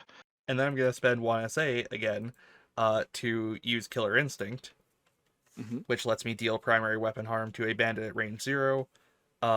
If this destroys a bandit, harm I deal is +1 until the start of my next turn. I should have done this. Yeah, it doesn't matter. Yeah, it just says straight up deal primary weapon harm to a bandit. Yeah, and so looking at the rotary tag, I believe a rotary still triggers because it just says you have +1 harm if you use the weapon last round, which you did. Yep. So Yeah. you're dealing an additional 3 damage. You want to finish off the heavy escort in front of you? Yeah, sure. All right, you do that. Very good. I'm also like right at the top of the screen on stream, which was not my best idea, but hey, we'll We'll manage. move you down just a little bit. Yeah, there we go. Thank you. Um, all right, that's my round done. Chaser. Well, there were no complications. All right. So I'm gonna move to here, and then spend an essay to move to maneuver to here. And then I am going to attack the bandit on the right with my primary weapon. So I'm gonna roll trigger. Sorry, go ahead. Do you have the talent that lets you spend SA for additional moves? Wasn't that a talent that Garm used? The talent I used was for the extra attack. Oh, gotcha. That's just a default SA thing, as far as I am aware. Activate the effects of a talent, reroll all dice from a single action pool, or recover. It's So possible I'm just dumb. isn't it a maneuver, right? So then in So, order so any maneuvers order, maneuvers make are your move. maneuvers Oh, okay, I see are what it is. yeah, So maneuvers are everything's just special activities that you can do instead of moving between range bands that affect how you interact with the world around you or how things interact with you. Yeah, okay, sorry about Um, that. I messed that up then. okay. So Yeah, I thought you were using a talent to move that extra essay or to move that extra range band. yeah, no, sorry about that. I thought you could spend Okay. SA to take an extra move. So that fighter should still have 1 HP then. Yeah, because you caused -1 damage for the for visual, and then you're using your range 1 damage, which should be 1 + 1 from rotary. Okay, so it should have 2 then, You have because I 2. wouldn't be Yeah. able to do the extra attack there. All right, so I am not forged to kill. It turns out. I'm doing my best though. Okay. Hey, we're figuring it out. Yeah. I realized in the middle of Chaser's activation that this entire zone is covered in asteroids, and you're supposed to be doing a maneuver every turn when you move into a new range band to represent potentially running into stuff, which is how the game says, hey, your bandits are going to keep up with your players because they're going to get a bunch of free activation from complications and things like that. But oops. Oh, we'll do that from here on out. Yeah, it's fine. We haven't done it yet. No need to start now. All right. Especially if you're moving it potentially into bug out because that's far enough away that that the obstacles aren't present.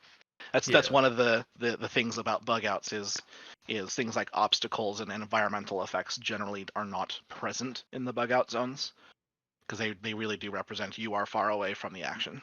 Yeah. Mhm. So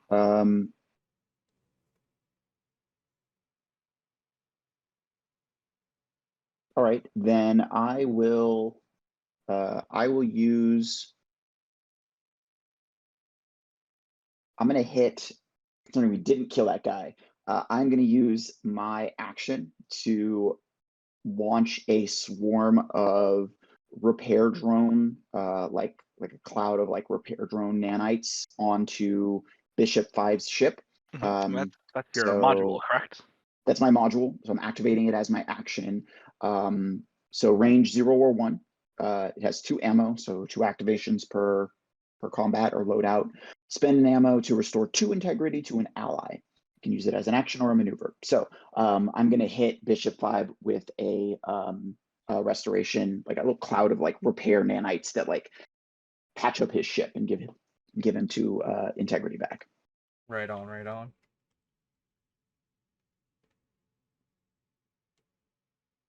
All right, I'm nowhere near as dead as I was a minute ago. And that does not require a roll, correct? Nope, it just does Excellent. that. Yeah, I know some of those modules still require rolls. A lot of them don't take action, or sorry, don't require rolls, but still take actions or maneuvers. So, Mm-hmm. excellent. So it is, let's see, no rally right now. So it is the bandit step.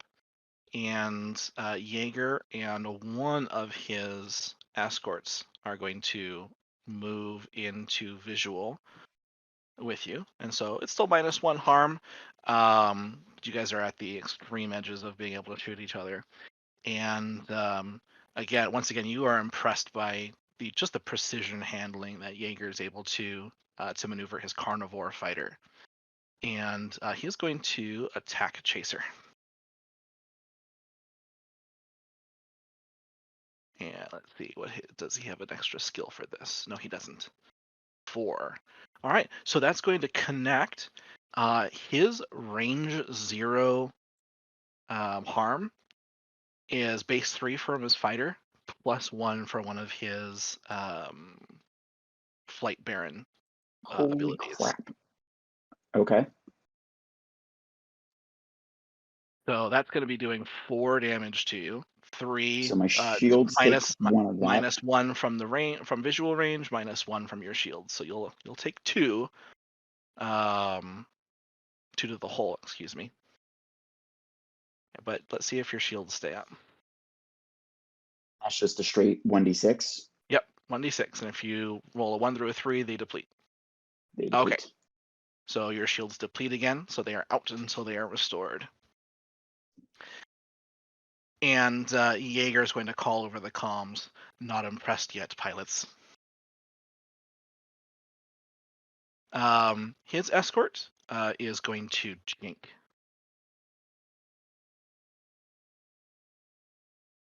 And yes, that's going to be their action, is just a jink. And then the other escort is going to stay in bug out for now. Alright. And then that's going to be, let's see, the next turn. No major changes. Next, do you mind if I go first? I know I have For been it. most. All right. First off, I would like to use Killer Instinct. So for real this time. Deal primary weapon harm to a bandit at range 0. It's gonna be the flight marshal there. Although it says bandit, does it have to Flight be one of the baron. minions or flight? So your enemy aces are still bandits. They're just basically a template that goes on top of whatever bandit profile they're using. And so Jaeger is flying a carnivore heavy fighter. Gotcha.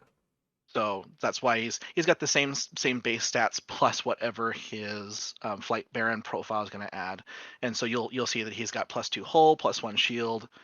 He gets some extra harm. And then he's got something else up his sleeve that you guys haven't found out yet. Well, hopefully we never will. So that's gonna I'm gonna shoot him with the rotary cannon, put some tungsten into his face, and that's gonna be 3 damage to him. You said you wanted to do Killer Instinct? Yes. Deal primary weapon harm to a bandit at range 0. Okay. And so your primary weapon harm is going to be 3, correct? Yep. Rotary cannon's been going this entire fight. Okay. So he's going to trigger one of his threat then. So we're going to reduce his threat down by 1. Oh, come on. There we go. And he's going to execute what's called a Secutor's Loop. He is going to take a little bit of that fire, so it's still going to hurt him. And let's see, it was 3. So he's going to take 2.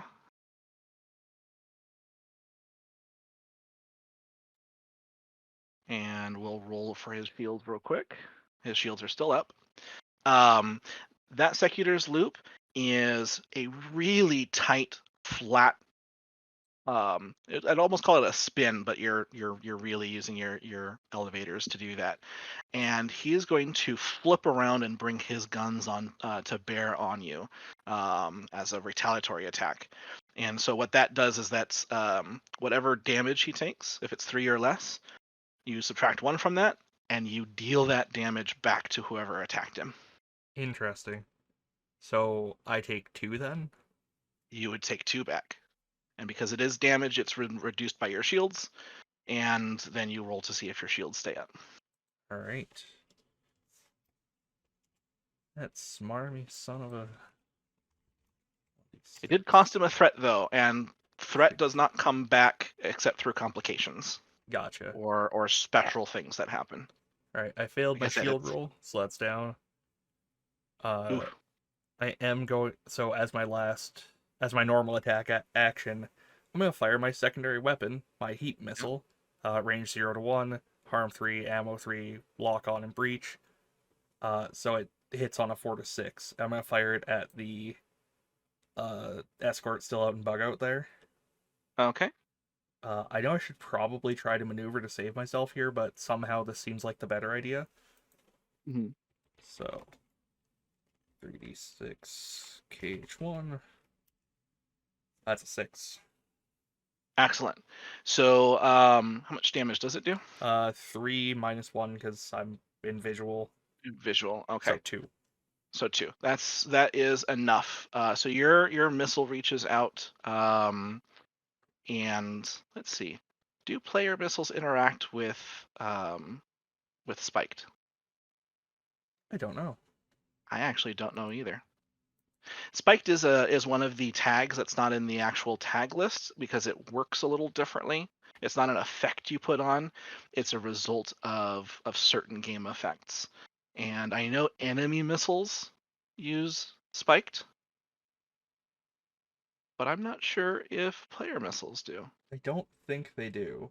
I don't think they do Because either. it's not mentioned in the heap's description or any of the other missiles. I think that's solely an enemy tag. Okay. Yeah, the only time spiked is mentioned in player stuff is for flares to remove spiked. Uh-huh. So. Yeah, in the defeating missiles section. Yeah, I guess. When a PC incurs the spiked tag. Okay. Excellent. I might have to reread that if we take a small break, but not right now. I'm good to go for now. So okay, so you caused enough damage to splash this one. Splash 1. And that's 1 heavy escort down, and -1 from that weapon's ammo rating. Yep. And it also causes breach, which won't affect because this one's dead. But the breached effect means that the target would take an additional harm from all sources. So it's good to throw early on to a target so you can bring it down that much faster. Yeah, I probably should have used that on... I probably should have done this the other way around, but it's fine. Yeah. I wouldn't have been able to. Never mind. Yeah. Just because of how Killer Instinct works and everything. Correct. Yeah. But there's no consequences from that one, so it is Chaser's turn. All right, cool. I am going to divert power from my thrusters and restore my shields. Okay. That guy's done. That's the Jaeger.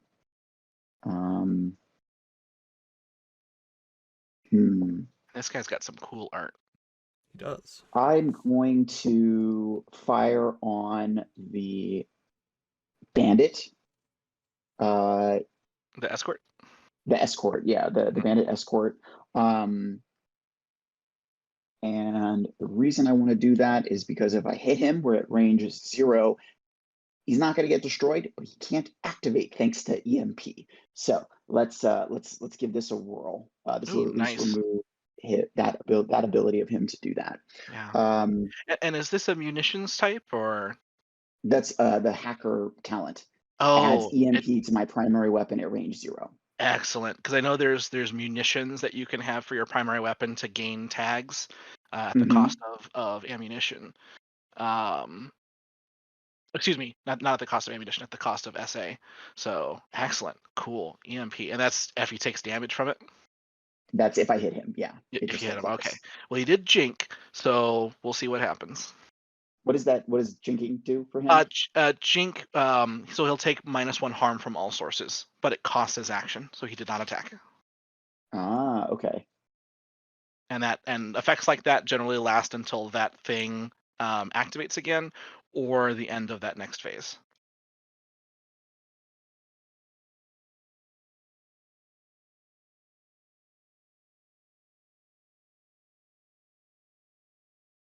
Okay. So I got a 6. Okay. So my primary weapon is harm 2. We're at visual, so that's -1 harm. And he jinked. That's another -1. Yeah. You know what? It does say remainder of the turn. So jinking is super not useful unless they're activating early, and these guys activated late. So he is not jinking any longer. So no, Okay. you're good. Okay. So it's just your whatever your damage is at range 0, -1 So from visual. okay. So 1 damage, and he Uh, cannot activate okay. thanks to EMP. This is where we get mean. I'm gonna activate my talent. Got your 6. I'm gonna deal primary weapon harm to a bandit at range 0. I'm gonna do that to the Jaeger, and Mm-hmm. now he can't activate either. And then Bishop can recover and restore his shields. Excellent. That is a very powerful combo. So it just says deal primary weapon harm to a bandit at range 0. Do I have to roll for that on the Jaeger? Um. My understanding is if it just says deal primary weapon, Yeah. it just does it because you're spending the SA for it instead of rolling, basically. Yeah, the only time you should be rolling is if it tells you to, I think, or it'll say something like attempt to do a thing, which indicates a roll. If it just says deal blah, then or do blah, then do it. And do it. Okay, then that's primary weapon. So it'll just be 1 damage again because Okay, visual so range, and then he gets EMP'd. so EMP on a shielded target means that it immediately depletes the shields, Yes. but it does not mean that they can't activate because that's not on unshielded targets. Okay.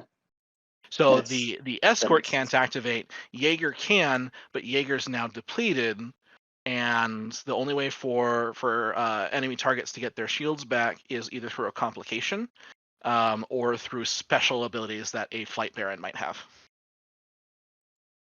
So, and Jaeger, I'll tell you right now, does not have one of those special abilities. Jaeger is a very offensive, aggressive pilot. Well, I figured that part out already, considering the Yeah, damage that he's managing to yeah. dish out on us. Um, And he's going to go ahead and execute another Secutor's loop based on the damage that you just dealt to him. Because you did deal okay. damage, right? Technically, I dealt 1 damage to him. One damage. Okay. Yeah. So he's at 3. Oh, you know what? His Secutor's loop isn't going to do anything because it's Yeah. reduced 1 of the incoming harm. So he'll cause 0. Okay. He won't bother. Okay. So we have a rally step. Because you had no complications. So Yep, we'll roll 1d6. that d6. Get a 3, which is +1 SA. Do you want Chaser? Pacer gets a free Um, SA at the beginning of each of his activations, so it's probably yeah, good I'll to go to recover Bishop. 1 and go back up to max. So you take it, Bishop. All right. Sounds good. Okay, so that'll go. And then we'll move into the GM phase, or SM phase. Jaeger is going to spin his guns up onto Chaser now. Let's see. One moment. I gotta double check something on his thing.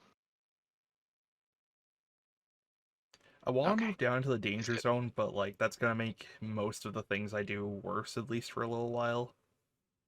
So that's too bad. Yeah. Well, so one of the things too is if bandits wish to attack you, they have the same penalties that player ships do when it comes to range, and many bandits don't have secondary weapons. So if they want to get in on you, they're gonna have to follow you. Yeah, So if but you're daring enough or protected enough, moving into a more dangerous zone to peel off bad guys from your buddies, that's a really good tactic. yeah, the main thing is I can't killer instinct from range 1. That's the main Gotcha. issue. Yeah. Gotcha. Yeah, we'll see. Okay. So Jaeger's going to attack Chaser at range 0 and roll a 6. So that's 4 minus 1 minus 2. So you're going to take 2 damage to your hull and test your shields. Okay. I think All that right. means I keep my Your shields stay active. but I'm down to 2 integrity. Yeah. So I will. Crap. Yeah, and there is not much I can do about that. And then Jaeger is going to himself. Let's see. What is his trigger for this? Oh, he's at half health. Jaeger is going to move back out to bug out, and he's going to call over comms and say, "It was nice playing with you, pilots. We'll see you again soon. He can't escape until the end of the next round, so if you guys want to chase him down, you can." Don't worry, I will. All right, I expect you to. That's not necessarily something I'm gonna do because my ship's barely holding it together. Don't worry, pilots can cheat death. It's literally a name of an ability you have, Yeah, it's true. or core rules, I should say. So, but you do have one more escort that is shaking off its EMP. All right. Bishop, do you want to keep up the activation that we've been doing? Sure. All right. I'm going to move into bug out here, pursuing. Key out my comms. Don't take your eyes off the star of the show, and light him up with killer instinct. So that, yeah, deal primary weapon harm. I guess it's -1 because we're so far out. I assume. Yeah. Um. I know it doesn't It's not. say that, but that seems like the Yeah. most. I might be missing something in bug out then for attacking. Now I that you kind bring of, that up. I kind of feel like we're not supposed to be able to go past the center line. Not the center line, but that central box area, unless you're fleeing. Maybe, yeah. I don't know. I can take some pot shots at him from visual if you prefer.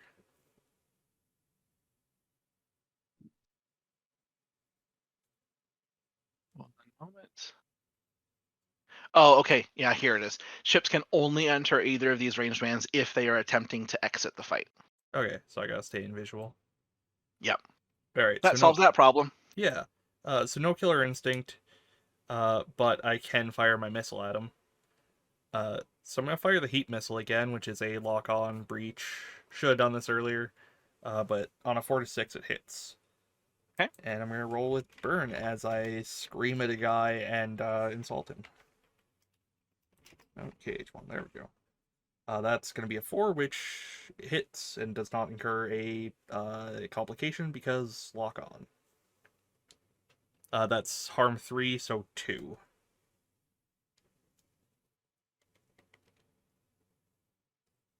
Oh, so that's actually what lock on does then. Yep. I was curious what, because the description in the easy rules in Operation Snowblind, the mission we're running today, just says die rolls with a 4 to 6 with this weapon are a hit. So I mean, that's just what it says in the that's book. that's right. That's because it's what is it? No joy tally and hit Gotcha. Hey, I learned something. Hey, Cool. So yeah, no complication. You're correct there. And how much damage was that? that's gonna be 2 Okay.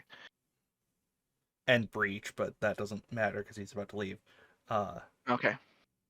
Um. So he is going to, because he is trying to leave. He is going to spend one of his threats to fire off a passing or a leaving shot at you with a Secutor's Loop. So, um, so you'll go ahead and take 1 damage from that and test your shields. What a jerk! I know. You come into That's my my impression of house. him so far. Yeah, that's fair. Your So shields are fine. shields are fine, and then I guess I'll use my killer instinct to do 2 damage to our dear friend, the other bandit. All right, you got it. I have the SA. I may as well use it. Yep. So, so no complications because of lock on. So Chaser, you're up. All right. I will. So seeing Jaeger flee and considering my ship is barely holding together, I'm going to uh, yeah, I'm gonna flip around and fire on the escort bandit that's been shooting at us. Try to take him out and Before it can angle on you or flee itself. yes, yeah, Yeah. 5. All right, that's a hit. Cool. I think that will eliminate it because it's only got 1 integrity left. Not too much damage I do right now. Correct. So move him and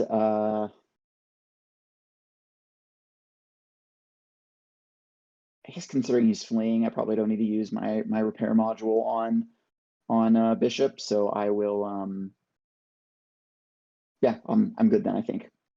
Okay. I got a essay back. Actually, should have done that with the start of my turn. Okay, I'm good. All right, so we've got a rally since there's no complications. So 6 players' choice. When you guys can pick one of those options.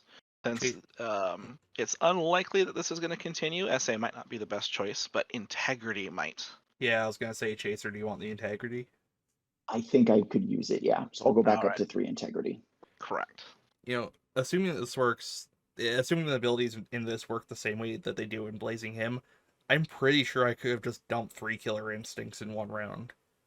Cause it's Yeah, yeah, it doesn't say that there's a limit to how many SA you can spend per turn, nor how many times you can trigger the same thing. yeah. That's Um, my understanding with Lumen stuff in general. Is as long as you have the resources, like even if it's not your activation, you can use those abilities.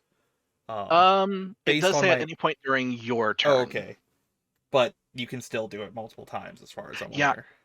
and that might not be the worst tactic too. Is if you've got an SA that lets you just dump some damage and special effects onto the table, just pile it on. Oh Especially yeah, if you're going to get a bunch of SA back from rallying, or you're playing a multi-role fighter, for example. and the Um, bonus damage from Killer Instinct stacks. So if I kill something, I get a +1 for the rest of the turn. oh yeah. So that would have been the optimal strat there, but took me too long to kind of process that.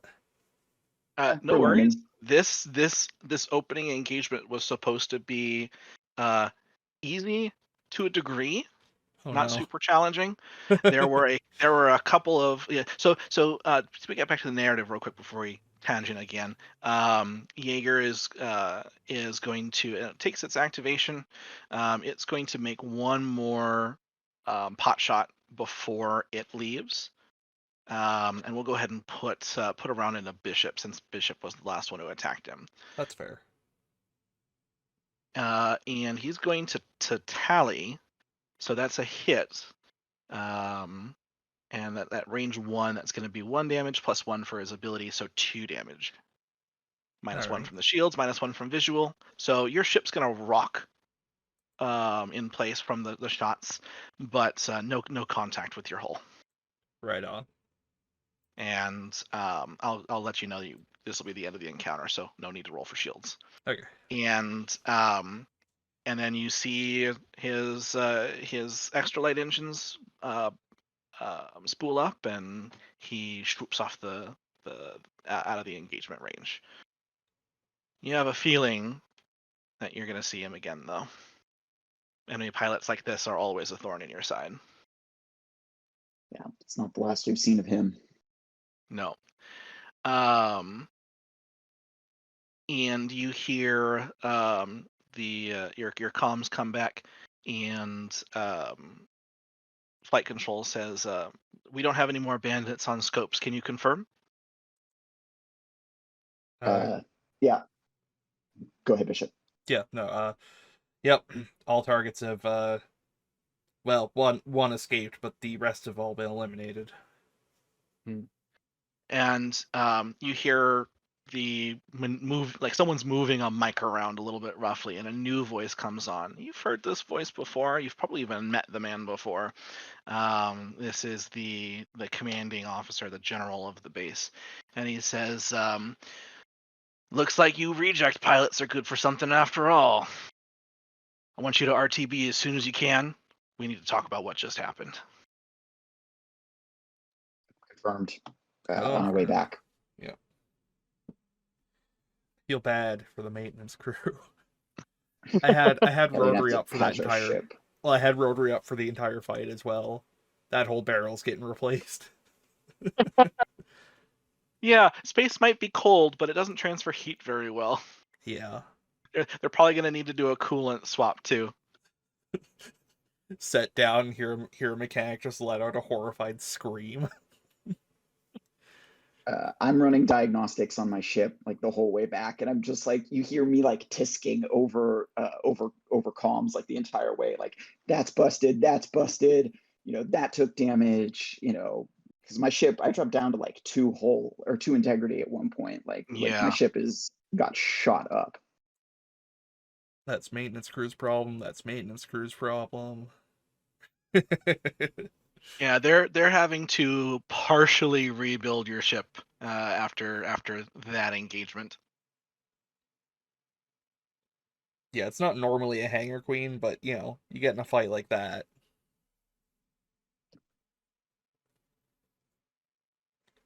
Okay, so you guys bring your ships back into Atmo. It's a little rougher due to the damage on your ships, but you make it down just fine and land back to base. You taxi into your hangar, and waiting there for you is the general of the base. And so you guys hop out of your fighters, and he waves you over. I want you to know that Bishop does wear a helmet. He doesn't really need it. It's kind of expected. He wears it. Yeah. Feels weird not to. So he's got his helmet under his arm after, hopping out, walking over to the general, like swaggering like Han Solo as he goes. That's the right way to do it. Yeah. Mm-hmm. That's the only appropriate way to return to base. With a little bit of swagger. Yeah. So, so you maneuver over to the general, and he says, "Follow me." And so you walk behind him as he starts leading you through the base. It looks like you're heading towards the command center. And he says, "Our scopes weren't terribly clean. That asteroid belt's up there. It's got something that's playing with our short range scanners. Tell me what was up. What was going on?" Did we ever get a clear visual on any insignia on those ships?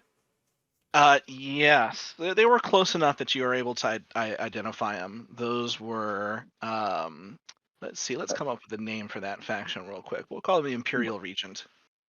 And we knew that from the probe, from that data that I got from the probe when we came in, that it's Right. from that imperialist state that we face. Yeah. And the general looks over his shoulder at Chaser and says, "You can confirm that was an imperialist state drone and fighters." because he doesn't trust Bishop. I'll stick up for Bishop and say, Bishop's correct, sir. They were imperial regent probes and fighters. That doesn't play well to my senses. Something's not right here. We're supposed to be hidden on this base. There's a reason we were put here in the middle of friggin' nowhere. This ice ball of... Yeah. It seems like he's not happy to be here, too. And who would be? Well, some of the spooks you guys have met seem to be pretty happy, but those spooks are weird people anyway. True. So they don't. The only thing they're good for is intel as far as you pilots are concerned. Bunch of And weirdos, says the robot man from possibly World War II. Who knows? Just, you gotta, they're weird. They tell us where to go and who to shoot, though. So, they're not all bad. They tell me who Yeah. I can shoot, which I appreciate. yeah, as soon as you get that weapons free coming through the comms, you're happy again. Oh yeah. The happiest Bishop can be is when his finger's on the trigger. Yep. So the general says, what were their forces like? A couple of heavy got escorts, a couple of shriekers. The shriekers, the small one. Shriekers were the heavy escorts, Yes. I think. The Shriekers were the standard fighters. The Carnivores were the heavy fighters, and then Jaeger was flying a heavy fighter, the Carnivore. All right, yeah. 3 shriekers, 3 carnivores, one piloted by some cocky son of a word I won't say because this is an extra live stream, so I'm not supposed to swear. I may have. Sure about that, and I've been trying to be careful. Yeah, yeah, we try not to for the extra life ones. I'm sure I'm gonna go back and find one time I swore at least. Yeah. But that's what editing's for. Yeah, I'm pretty good at not doing that, but everyone makes mistakes. So, the general reaches you're in the command center now, and he sits down on one of the consoles and he puts his head on his hand and he looks up and says, "This doesn't bode well. I'll be honest.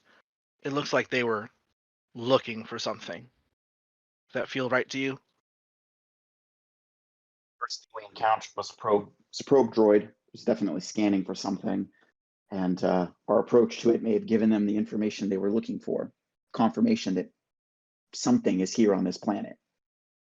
It's possible they've got probes like that spread throughout the galaxy, or at least the rim, but if they didn't know that we were here before, I think they know now. I'm going to reach out to command and see if there's anything they can advise us on. In the meantime, keep on your toes. This might get ugly quick. Is there any other information you pilots can tell me? Yeah, the cocky one. He had his IFF was tagged with a Jaeger. Sounds like a call sign. I believe it's German for hunter, sir. It's not particularly original or interesting, but it may turn up a hit. We'll look into it. I'll let you know if anything comes back on the feed. Roger that. All right. Maintenance crews will take care of your ships. You two go get some rest. I'll get back to you if we need you. Chaser salutes smartly, and then leaves. The entire time that this conversation was happening, I was not at attention, but I was like very, very rigidly, at parade rest, very You were by proper. the book, very proper. And I have to imagine that Bishop was less so, just for that dichotomy between the two. Oh yeah, slouched over slouched in the chair, not the crispest salute. Yeah, all that. Like even though he doesn't need to do it, some part of that old human brain made him idly scratch his cheek or something. Yeah, exactly. It's all frankly a little unsettling to watch, especially as you hear the scrape of metal on metal and he just doesn't react to it. Luckily, it's not hard enough to scrape paint off, but Yeah. that sound is still a little unnerving. It would So be now really funny if it was such a frequent habit that there's just like a bare patch of metal. like it's you have the habit, but it's only one version of that habit. It's like just this one very specific way to do it. Yeah, exactly. I like Bishop. Uh, it's fun. So we're going to and because we can, we do actually have art for those characters we can throw up on screen real quick. Let's see. How should I do that? Oh, I didn't create a handout for that. We Yeah, can we can take care of that. Actually, let's do it this should way. just be able to drag them into there from like File Explorer or something. Yep, that's what I'm having to do. So we've got Bishop and Chaser up on the screen right now. Right on. So we'll zoom in on that for everyone. So it's kind of a really blank face robotic pilot, but they don't need eyes to see. They don't need a nose to well smell if they can Yep. smell. So Yeah. No, it's a fun dichotomy because Chaser's picture looks a lot more like the stereotypical fighter pilot, oh and yeah, then he's like super prim and proper, and then you've got the weird robot who is just sort of aggressive and vaguely unpleasant at all times. And like just the image of a robot slouched in a chair is pretty good on its own. kind of reminds me if you ever played Stray, how those robots worked. I have not, but I've seen it. Oh, it's a very wonderful, quirky little game with some nice storytelling and art direction. But that's I for heard another really stream. good things about it, but never had the opportunity to play it. Mhm. So we're going to move into the second phase of the game, which is called the R&R phase. So you guys have some chance to rest and relax. Um, in this particular playthrough, there's two scenes to go through, but the players are the ones who get to pick what those scenes are. For Operation Snowblind, there's a specific menu list, but for core games, they have probably 20 or so different suggestions, and then players can offer their own. So, since you guys are experienced role players, I can give you the list, um, or you can come up with your own if you'd like. And so I the like to see the player list. Sure, sure. So the player who we'll figure out who wants to do a scene first, and the player who makes that selection is what the game calls the star, which is who that scene revolves around. But the other players can come in and out of that scene as they need to. So you've got Lost Echo, Winter Break, Party Bus, or You Could Use a Good Kiss. Some great names. Do you have a preference there, Chaser? Um, what what is what were those scenes? So you have Lost Echo, Winter Break, Party Bus, and You Could Use a Good Kiss. And if you want to come up with a different one, you can, but all of these are fun. I have a deep temptation to have Bishop Star, and you could use a good kiss. I feel like it'd be kind of fun. Um, But I'll I give you also first had dibs. I also had an idea because I was looking at the sample list of scenes, of Uh potential huh. scenes, and there's one in there that says friction. You have a personal agreement with an individual, maybe somebody in the deck crew who's repairing ships. And I thought that might be applicable considering how damaged both of our ships ultimately got in the process of that short conflict with Jaeger.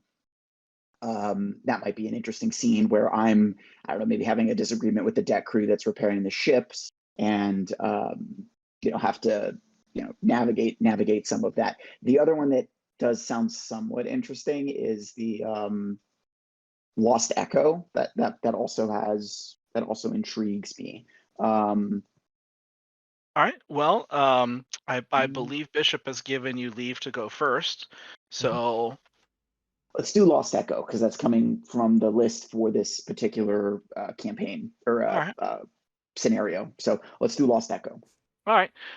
So a day or so passes, and it's not necessarily relevant to the pilots on base, but you've heard through interacting with other base crew that the general has started having security marine crews riding out into the surrounding territory just to kind of set up watch posts just in case something else comes on over the horizon.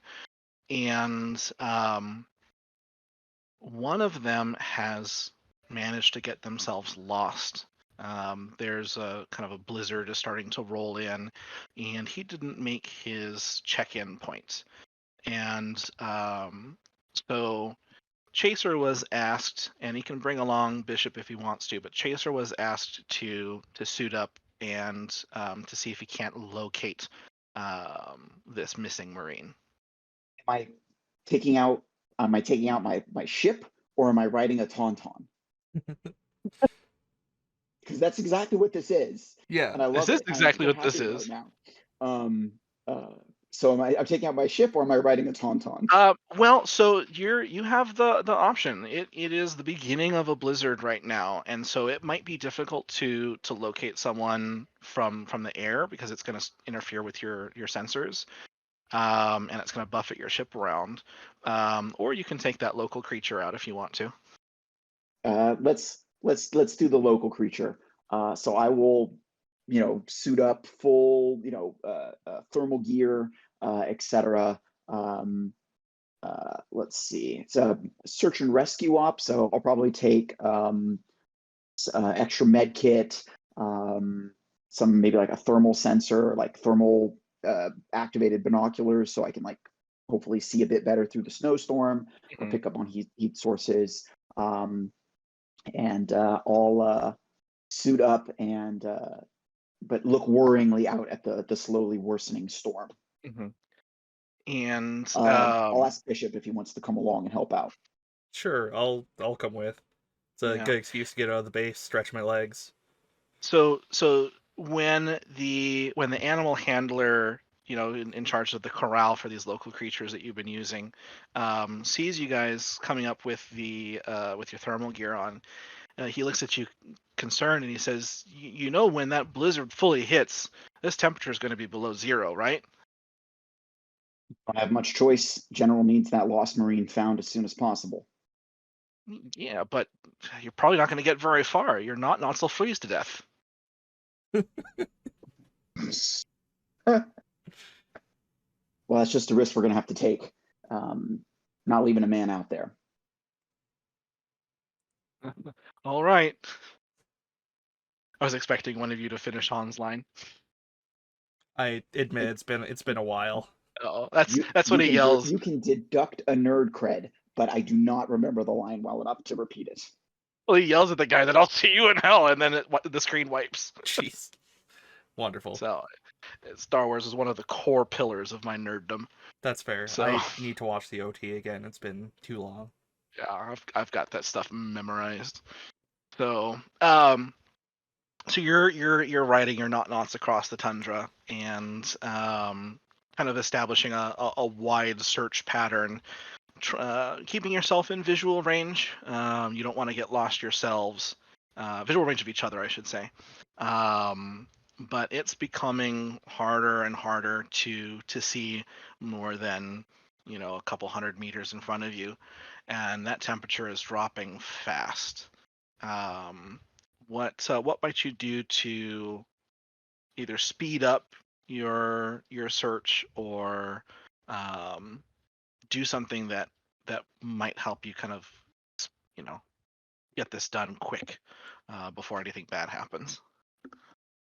Splitting up is probably would help us cover more ground, but is objectively a terrible idea. So that's probably what Bishop's gonna suggest.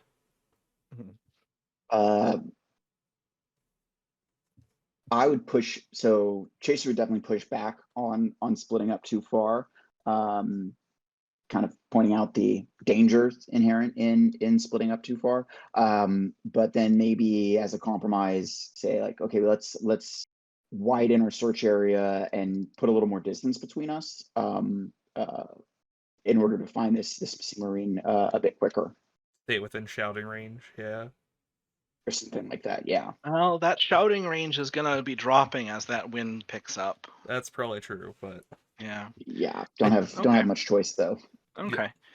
So, so with that in mind, since you guys are being a bit reckless in the attempt to finish your mission here, I'm gonna have you both make a burn roll, keeping in mind that you're only benefiting from your character's natural burn, and we'll see whoever's got that best roll. We'll see what happens. Guys, this is gonna go real great. Yes. Hey, Yes, it it will. did That's go great. sixes You for both. both rolled a 6. Yeah, I have 0 burn. I roll 2d6 and Oh keep my. the lowest. Yes. That Yes. is fantastically Yeah. lucky. Yeah. Yeah. That's A yeah. 1 That's a 1 in in 36. 36. Yeah. So, all right. Um, so you widen your search pattern out into what some would call a very foolish formation. But eventually, so we'll give it to Chaser because of that extra luck there. Eventually, a Chaser with his thermal binoculars finds a heat signature out around one of those quickly forming snow dunes, and he rides his not over, and the Marine has set up a thermal tent. His own not is nowhere to be found, but there is activity inside. I will radio Bishop, try to like the static coming through uh the radio as I try to make contact with Bishop. I found him. Get to my position, and I'll try to and then I'll dismount from my not and um uh stagger over through the snowdrift to the tent and call out to the Marine inside.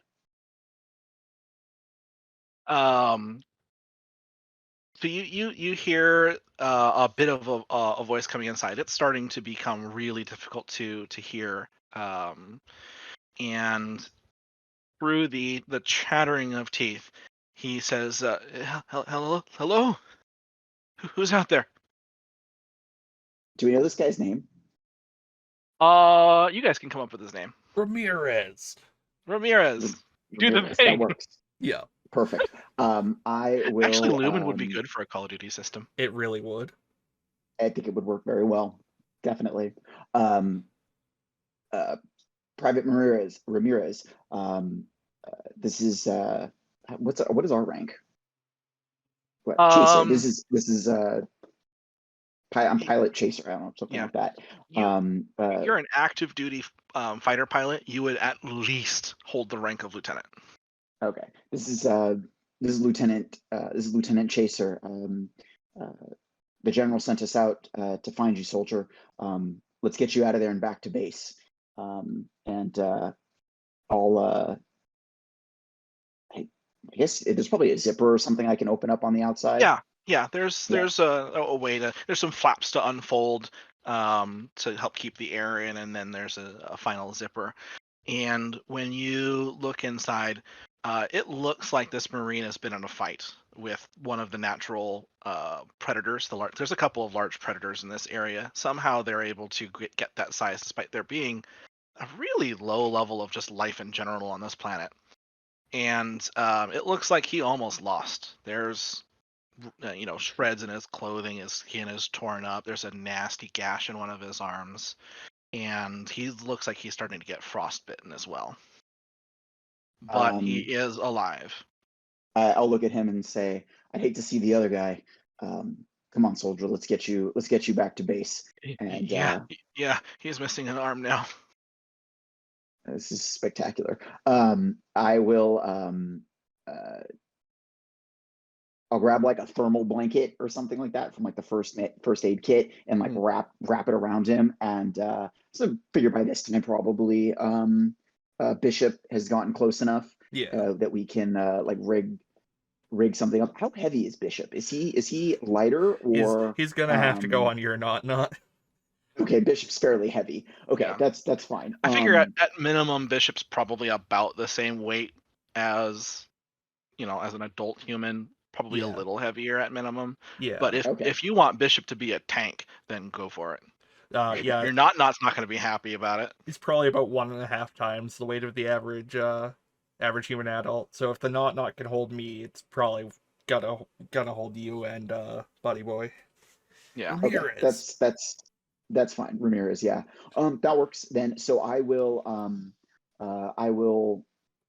haul Ramirez up, put him on like the back of my tauntaun, excuse me, not, and point us back towards base and take off. Okay. It is slower going back because those snowdrifts are getting deeper and wider, and you are now facing into the wind. But eventually, you do crest that final ridge and look down into the base, and they've not quite closed the environment shield door. It is still open just tall enough to get a not on their riders in, um, and there's a lone figure kind of standing watch over it. Uh, And we like ride up and then like come to a stop right outside the door uh, as we uh, as we dismount and call the person over to help us yeah, get Private Ramirez off the knots. the gate watchman will call over to some of the other soldiers around, and they'll rush over and help out the lost marine. And Do they put him in a back to tank? there's probably some. They're definitely gonna have to warm them up, and so there's probably a warm healing pool or something to sit in. It's blue instead of So green, which is how you know this is a different franchise. and it's also horizontal tank. Yeah, No, there they you have go. that too. They have that too. They did that in Boba Fett. Never mind. Mhm. Uh, so um, the gate guard kind of looks at you two in amazement, and he says, "When I heard you two went out there, I honestly didn't expect to see you again. Welcome back, sirs." We're nearly as surprised as you are. I'm hard to kill. And I'll shoulder past him on my way in. I'm also in full winter gear as well, which is not just affectation. Like, I do have oil and stuff that would freeze, but Yeah, yeah. Tactile Kinetics will remember what happened when we performed in Chicago for Thanksgiving Day. What happened to all the brass players? oh Yeah, all their no, instruments froze solid. We had to use motor bus oil so that our valves would work. that's amazing. And one of the tuba players got his mouth frozen Yeah, to the mouthpiece. that's what I Because thought when you you. learn. Go ahead. Sorry. Sorry, that's just what I thought when you said it was that cold. Is Yeah. your lips and yeah. I played Yep. clarinet, and my reed literally was frozen stiff. You like I couldn't play. We barely played. The woodwinds couldn't play because our reeds were frozen, and the brass section, their valves were all stuck shut. It was ridiculously cold. I think about 2/3 of the band was able to actually do something, but there were a few cases of just I'm done with this march. That's Yep. not great for strings either. So Well, it was marching band, so yeah. So that leaves you with what, percussion? yeah, the We were percussionists very were drum fine. heavy. They just hit things with sticks. They were fine. Yeah. Um, Um, so anyway, you've rescued a marine, and that's kind of a point in your guys' favor when it comes to kind of getting back into the Admiralty's good graces. The general thanks you personally and says that he's going to put in a good word for you. Thank you, sir. Yeah. Appreciate that. Now, in any of that, did any of your EXP triggers happen? Um, That would potentially give you a reroll on the next R&R scene. Not me, almost certainly. yeah. I don't think That so. The only one would be when you solve a problem with compromise. I guess the only thing there would be like Bishop wanted to split up.